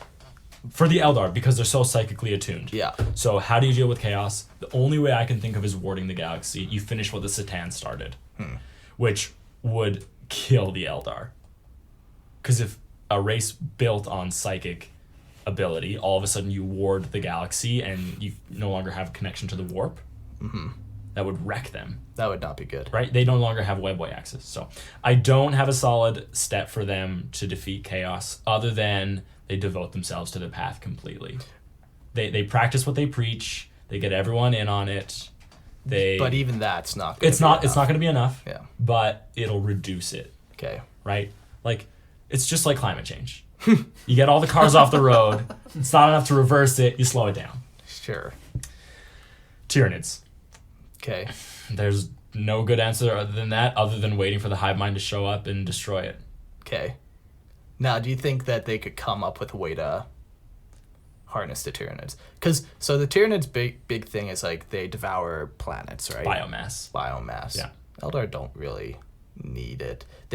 They're not like the Imperium where they're holding thousands of worlds and, you know, like they could get back to that point. That's the cool question: is how do they get back to that? Well, point? exactly. And at this point, they're not at that point. Yeah. So the Tyranids, yes, are a huge threat, but not necessarily to the Eldar.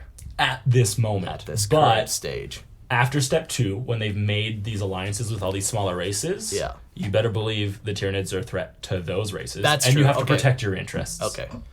So the Tyranids, I think, and it's like one of those problems where it snowballs. Yeah. Right? You have one little Tyranid come in, it's not a big deal. But all of a sudden, after 2,000 years, and that Tyranid has taken over one planet, and then the next, and the next, and then it's taken over the solar system, and then it goes to the next solar system, it will snowball. So you need to contain it as soon as possible, and the other races will be super interested in that for their own protection. Okay.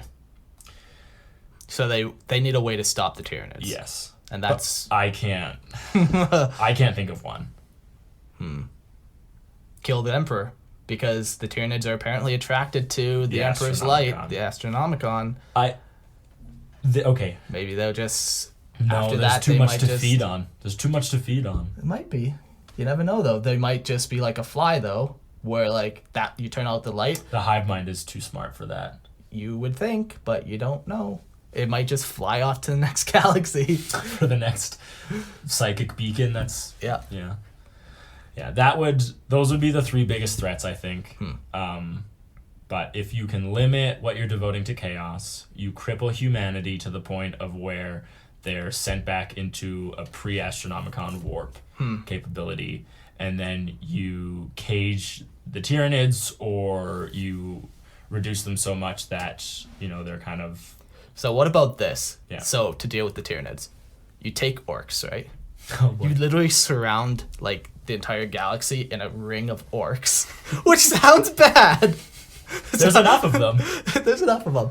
It sounds bad, Yeah. but then you basically now you have a buffer zone where the Tyranids can't get in, and the orcs are too busy fighting off the Tyranids to go inwards. They're focused outwards. So you have this very sketchy buffer zone that could explode horribly at any moment, which is an Eldar thing to do. Yeah. That'd be an interesting one. I can't see the Eldar effectively making any kind of deal with an orc. It's not so much that they're making a deal with the orcs, it's more that they're kind of manipulating the orcs Right. to do... Do you think an Eldar could psychically impose himself to be the leader of a Wog? We've been over this, and no, I do not. That'd be an interesting one. Kind of just like bending the orc to their will. Yeah. So time has no meaning, right? So what they could do, they try to do that ring, Yeah. and then they kind of just wait it out for a bit. Wait for the Imperium to kind of...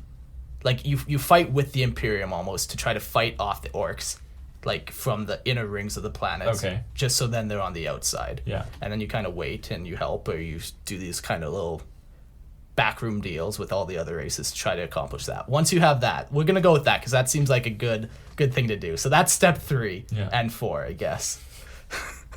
Don't kill the Emperor just yet. Okay. But Let the humans let the humans and help all- with the orcs. Exactly, and try to just push them out to the outer ring. Okay. So then, next step, Yeah. Eldar baby boom. There we go, yeah. Start making some Eldar babies. Yeah. Because you got room on your craft worlds. Yeah. You got to fill those craft worlds up. You need some more Eldar babies. Plot twist, Slanesh. Don't get off to it. Well, all right, very controlled. Artificial insemination. There's a sheet between them. And someone in the room to make sure nothing goes down.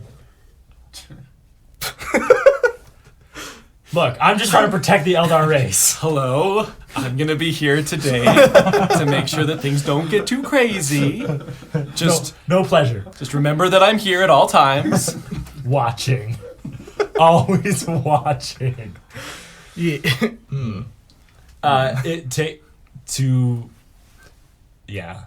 Yeah, so I during don't this think time, Eldar has like population booms. Like it takes some it's a time. very slow but growth. once again, But time could you means focus nothing. on that? Because Yeah. like whatever it takes.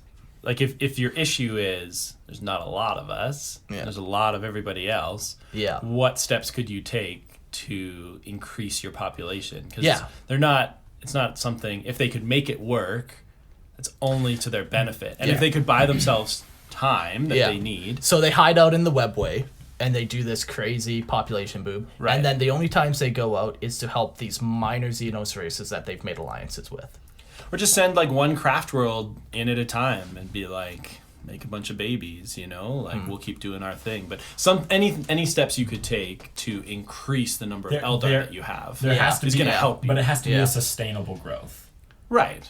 right? Like a craft world, if all of a sudden it triples in population, it won't survive. Right. Like they'd have to be smart about it. Yeah. But I think that there's some steps that they could take. I think If they'd need to get off their craft worlds too. Like they'd need Or make new ones, or... a lot of new Yeah. ones. Yeah. But isn't like some of the strength of the Eldar like their ability to move around quickly and that Yeah. they're not Currently. tied down to one place? Currently. So I'm just saying, even with your whole like uniting the Eldar, I think you could do that without tying themselves to one place or putting all their infinity circuits even all together, because Yeah.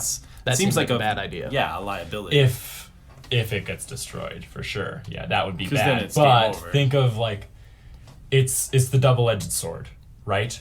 You put everything in one pot. That is super powerful. Like the amount That's a powerful pot. yeah, like, that is so Yeah, all yeah. the energy and power in there. Yeah. Versus now what happens if it gets destroyed? You lose everything. It's Sure. the risk That would versus be reward. like your last kind of gambit if Yeah. you're hoping to get Ynnead or whatever to show up. yeah. But you wouldn't do that until then. Yeah. It's just too dangerous. Yeah. So I like to think they somehow manipulate the orcs and the Tyranids to fight each other. They kind of wait for humanity to kind of dwindle out and fight off all these other races. And then they wait for the ideal moment, and then that's when they strike. They kill the God Emperor. Once they think like the galaxy's pretty much like under human control or under whatever they think is Their like, alliance. yeah. Yeah, that would be like, because if you take the orcs, you buffer them out, get the Tyranids, that's two birds, one stone. Yeah. So then your And next biggest there- threat would be humanity. Yeah. So there is a story where like orcs and Tyranid are on one planet and they've been fighting for centuries or whatever, and it's just like a constant fight and neither side can win. Yeah. And it's just a stalemate. Cuz like Well, the Tyranids will sustain themselves through the biomass of the orc, and the orcs are fungus, so they'll just continue growing. exactly. So if you can accomplish that, Perfect harmony. perfect harmony. Yeah. All right, so as more of a fantasy guy, Yeah. you know, you take the elves, they like remove themselves from Middle Earth or from everyone. Is there an Okay. option for the Eldar to just be like, goodbye? Like the- I know that the whole question is like, what could they do to reign supreme over the galaxy? Yeah. But what if they were just like, we're out of here? Is there an option? Just go into the webway? Yeah, webway Just- would be probably the best option. No. Why? It's constantly degrading at this point. It's falling apart. Oh, my gosh. That was one of the things we talked about when we were talking about this thing. They would need to fix the webways. Yeah, stabilize them somehow. Yeah. But yeah, so I think they should flee into the webway because they can't go to a different galaxy. It's not feasible, man. The universe is too big. Like Yeah, the distance between galaxies. it's- They have extremely long lives. I know, but just to sustain, like, how do you, Craft worlds are self-sustainable. it's kind of true, yeah. But with no like local star, like how self-sustainable can they be? So because like All they're- of their energy is warp. Yeah, as long as there's the warp, they seem like they'd be all right. yeah, I suppose. So they could just do that. I Just don't get know. out of here, Eldar. How long does an average Eldar life last? Thousands of years, if But not. even you need billions of years. Come on, let's make the Eldar great again. They're essentially immortal. Yes. But like, Because they're feeding I- off orphan. Well, More but they're not like They the sus- pirates, are No, they? No. Their lives are sustained through when they touch the warp. The more powerful a psyker you are, the longer your life lasts. And like, if you have a self-sustaining ship, it doesn't matter if it takes 1,000,000 generations to reach the next galaxy, yeah. right? Like, And sure, and like if you had like 10 craft worlds all floating together, Battlestar Galactica, like, you know, Yeah. that, you could maybe do it. I agree with Jordan. Like it would take a long time, well, and it like also it's depends not. if they're traveling through the warp. Like that time is now short. Well, they're not traveling through the But warp though. the other thing is like, craft world like, they might sustain Eldar, but does it actually like the ship, like the hull of the ship, let's say, would that not degrade over time? It's solidified warp energy. Yeah, They can rebuild It's made it out with of the that Wraith wraith bone. Yeah, I guess so. At least the core of it is, right? yeah. Yeah, but they can always sing more. And I don't like. They could leave the galaxy. I'm just saying, get out of here, Eldar. It's your best bet. Why are you sticking around? Say goodbye to all the losers and be the Yeah. winners. I have step number 4. Okay, what would step number 4 be? Find the old ones. Okay, Bring the old ones back. but then the old ones are in charge. That's fine. The old ones were always better than the Eldar. There you go. Won't let that happen now though. Yeah, it seems like that would be interesting. Really? You think for them like they're like maybe Ego in M25 wouldn't let that happen, but Even now they're even more arrogant now. It seems like another last-ditch effort kind of option, Yeah. though. Really? Like, Because you bring them back, and then the old ones are in charge. So that does not accomplish the goal. yeah, of- if you're looking at one side where you're like, well, chaos is going to destroy everything, or we bring in the old ones and then we serve under them, but that could be okay. That seems I like pictured okay. it less of like serving under and more of like, But that's we what it would need be. their help. But it would be serving under. Like, the Eldar If you're made bringing them and back, used them, yeah. they're Unless not the gonna old just ones leave. drastically changed. Well, I would assume they have. Like they've been playing in the darkness for how long? And now they're sick, twisted beings. So now you've just ruined the Eldar race. Oh boy, not the first time. Yeah. Okay. I don't more agree of with just that like point. more like a guidance thing. Like they are lost. I don't think that's the way to go about doing it. But I don't think the paths are enough to really like fix their problems of tampering with the warp. yeah. I don't like it. I don't like bringing in the old ones. You don't like the old ones. No. I don't know. They're not going to achieve galactic supremacy. I think I agree with Peter. I think Leave the galaxy. leave the galaxy. Try to make out for another Yeah, galaxy. the webway won't last forever. Yeah. That's why like they going into the webway for an Eldar is a short-term solution. It's Band-Aid. It Sure. is. Like they might outlast hundreds of generations of humans, but that same Eldar is still alive. So But to if you were him, trying to do like a population boost or something, that would be an option. just as for many you. craft worlds are lost in the webway. It's so labyrinth like Sure. you get lost, there's cracks, demons pour in, there's warp storms in there, like there's no guarantee Sure. that is safe. Yeah. Yep, no. I like you get all the craft worlds into just a giant fleet that can all help each other. If one ship goes down, you can help it with the other ships and you just leave. But that doesn't bring them back into galactic supremacy. Not in our galaxy, but in a different galaxy. Yeah, but it is the question of like why galactic supremacy when Because you they deserve to be at the top. Sure. So then don't they view it But as if I failure leave to all leave? you guys to fight, Then they failed. I'm sure that some would view it that way. But If their ego as crazy but I'm as running what Mark said, for president of the Eldar, and that's my platform. if their ego is as great as what Mark says it is, do they accept their failure? Is it? But the survival of the race is better. Well, in that case, get the old ones in. And Yeah, let but then them the help old you ones are in survive. charge. They don't want to be run by anybody. That's the thing. I think like I would take it back to fantasy elves, right? Like high elves are like, hey, we're getting out of here. You guys all screwed up this world. It wasn't our fault. We're Yeah. blaming it all on you, and we're getting out of here. Yeah. And that's how you. If I'm pitching it to the Eldar, that's what I'm saying. Yeah. Like leave all this Except- chaos to all these idiots who are Except- destroying everything, The and thing let's is, get out. I would almost think, like, for the Eldar, it could be a survival thing to take over the universe, because if you're not taking over the universe, somebody else is.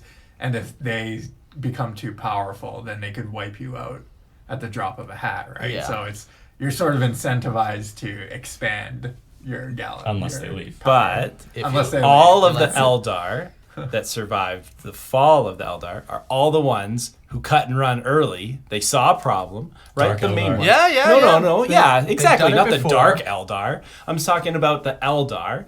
They all saw a problem, and they said, let's start moving away Yes, yes. from where the potential problem is. And so they could just do it again. That's how you get the Exodites to come with you as well. Because you're like, we got to get farther away.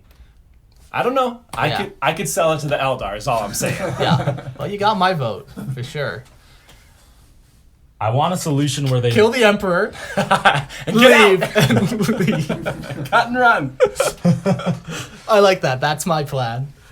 There's got to be a way for them to remain in the galaxy.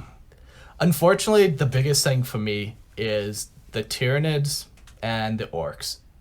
Orcs, you're never going to get rid of Orcs. Like, that's going to be the battle for the rest of time. Well, isn't there a story of a human psychers going to like the edge of the galaxy, listening, and all they hear are the gibbering mass of orcs? Yeah, there is a story about that, but who knows if they're just hearing inwards? How do they hear outward? I don't know. It could be possible. All that's left in the galaxy is just taken over. Like in the universe. In the universe is just orcs. Yeah. So have fun with that, Eldar. Yeah. And the other big thing is Tyranids. Like, we don't know how big they are, how many there Yeah, are. because they're not from our galaxy.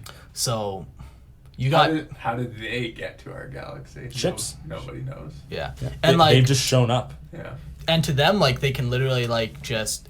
Like, space, once you're moving in a direction, you're fine. And, like, Right. age to a hive mind, this, like, thing that needs nothing. Yeah. You can, like, set yourself in a direction, go into hibernation, and then 10 billion years can go by. You can wake up your ship to who's used, like, no energy.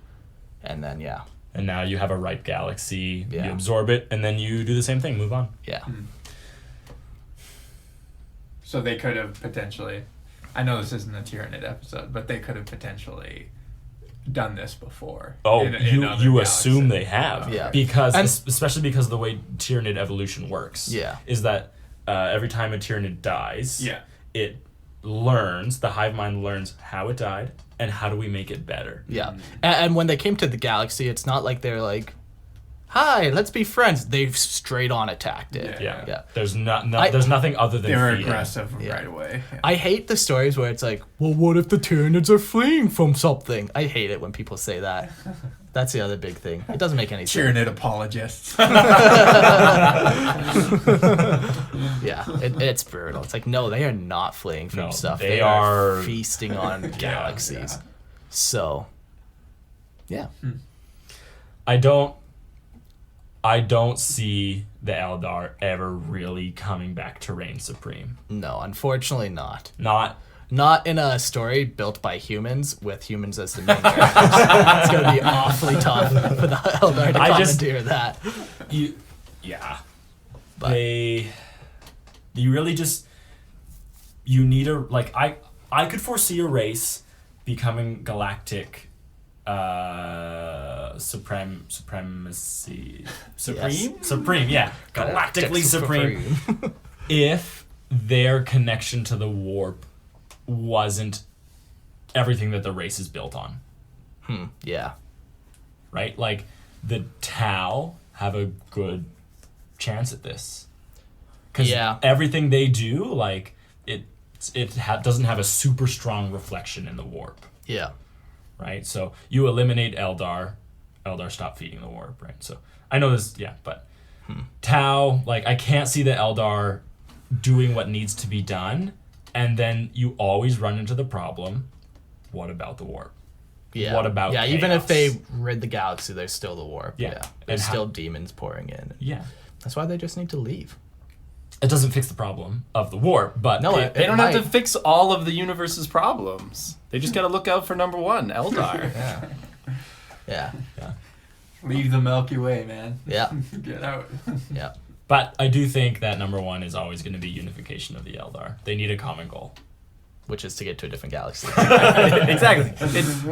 It fits. You can run on a platform of that we're Let's gonna go be to war supreme for in the next galaxy. 10,000 years. Half of you are going to die. You're going to watch your children die. but we'll feed Ynnead at the same time. Or Or population boom and we leave. As we're going, we're building up our race. We're getting stronger. We're letting all these other races fight and bicker among themselves. And then we'll get And super what- powerful, come back in, wipe them all out. And what happens when the Tyranids have taken over and build the ultimate fighting machines at that point? We'll deal with that problem tomorrow. exactly. Today we flee. Cool. That was good. I like that. Yeah. Depressed. Isn't that how it's supposed to end with 40K? That Shouldn't is- you be depressed That at the is end? true. Sad. Okay, yeah, I got nothing really else to add on that one. Yeah. No, No? good. Well, thanks for listening, guys. Don't forget, if we say something wrong, just let us know, and then we'll ban you from our Facebook page.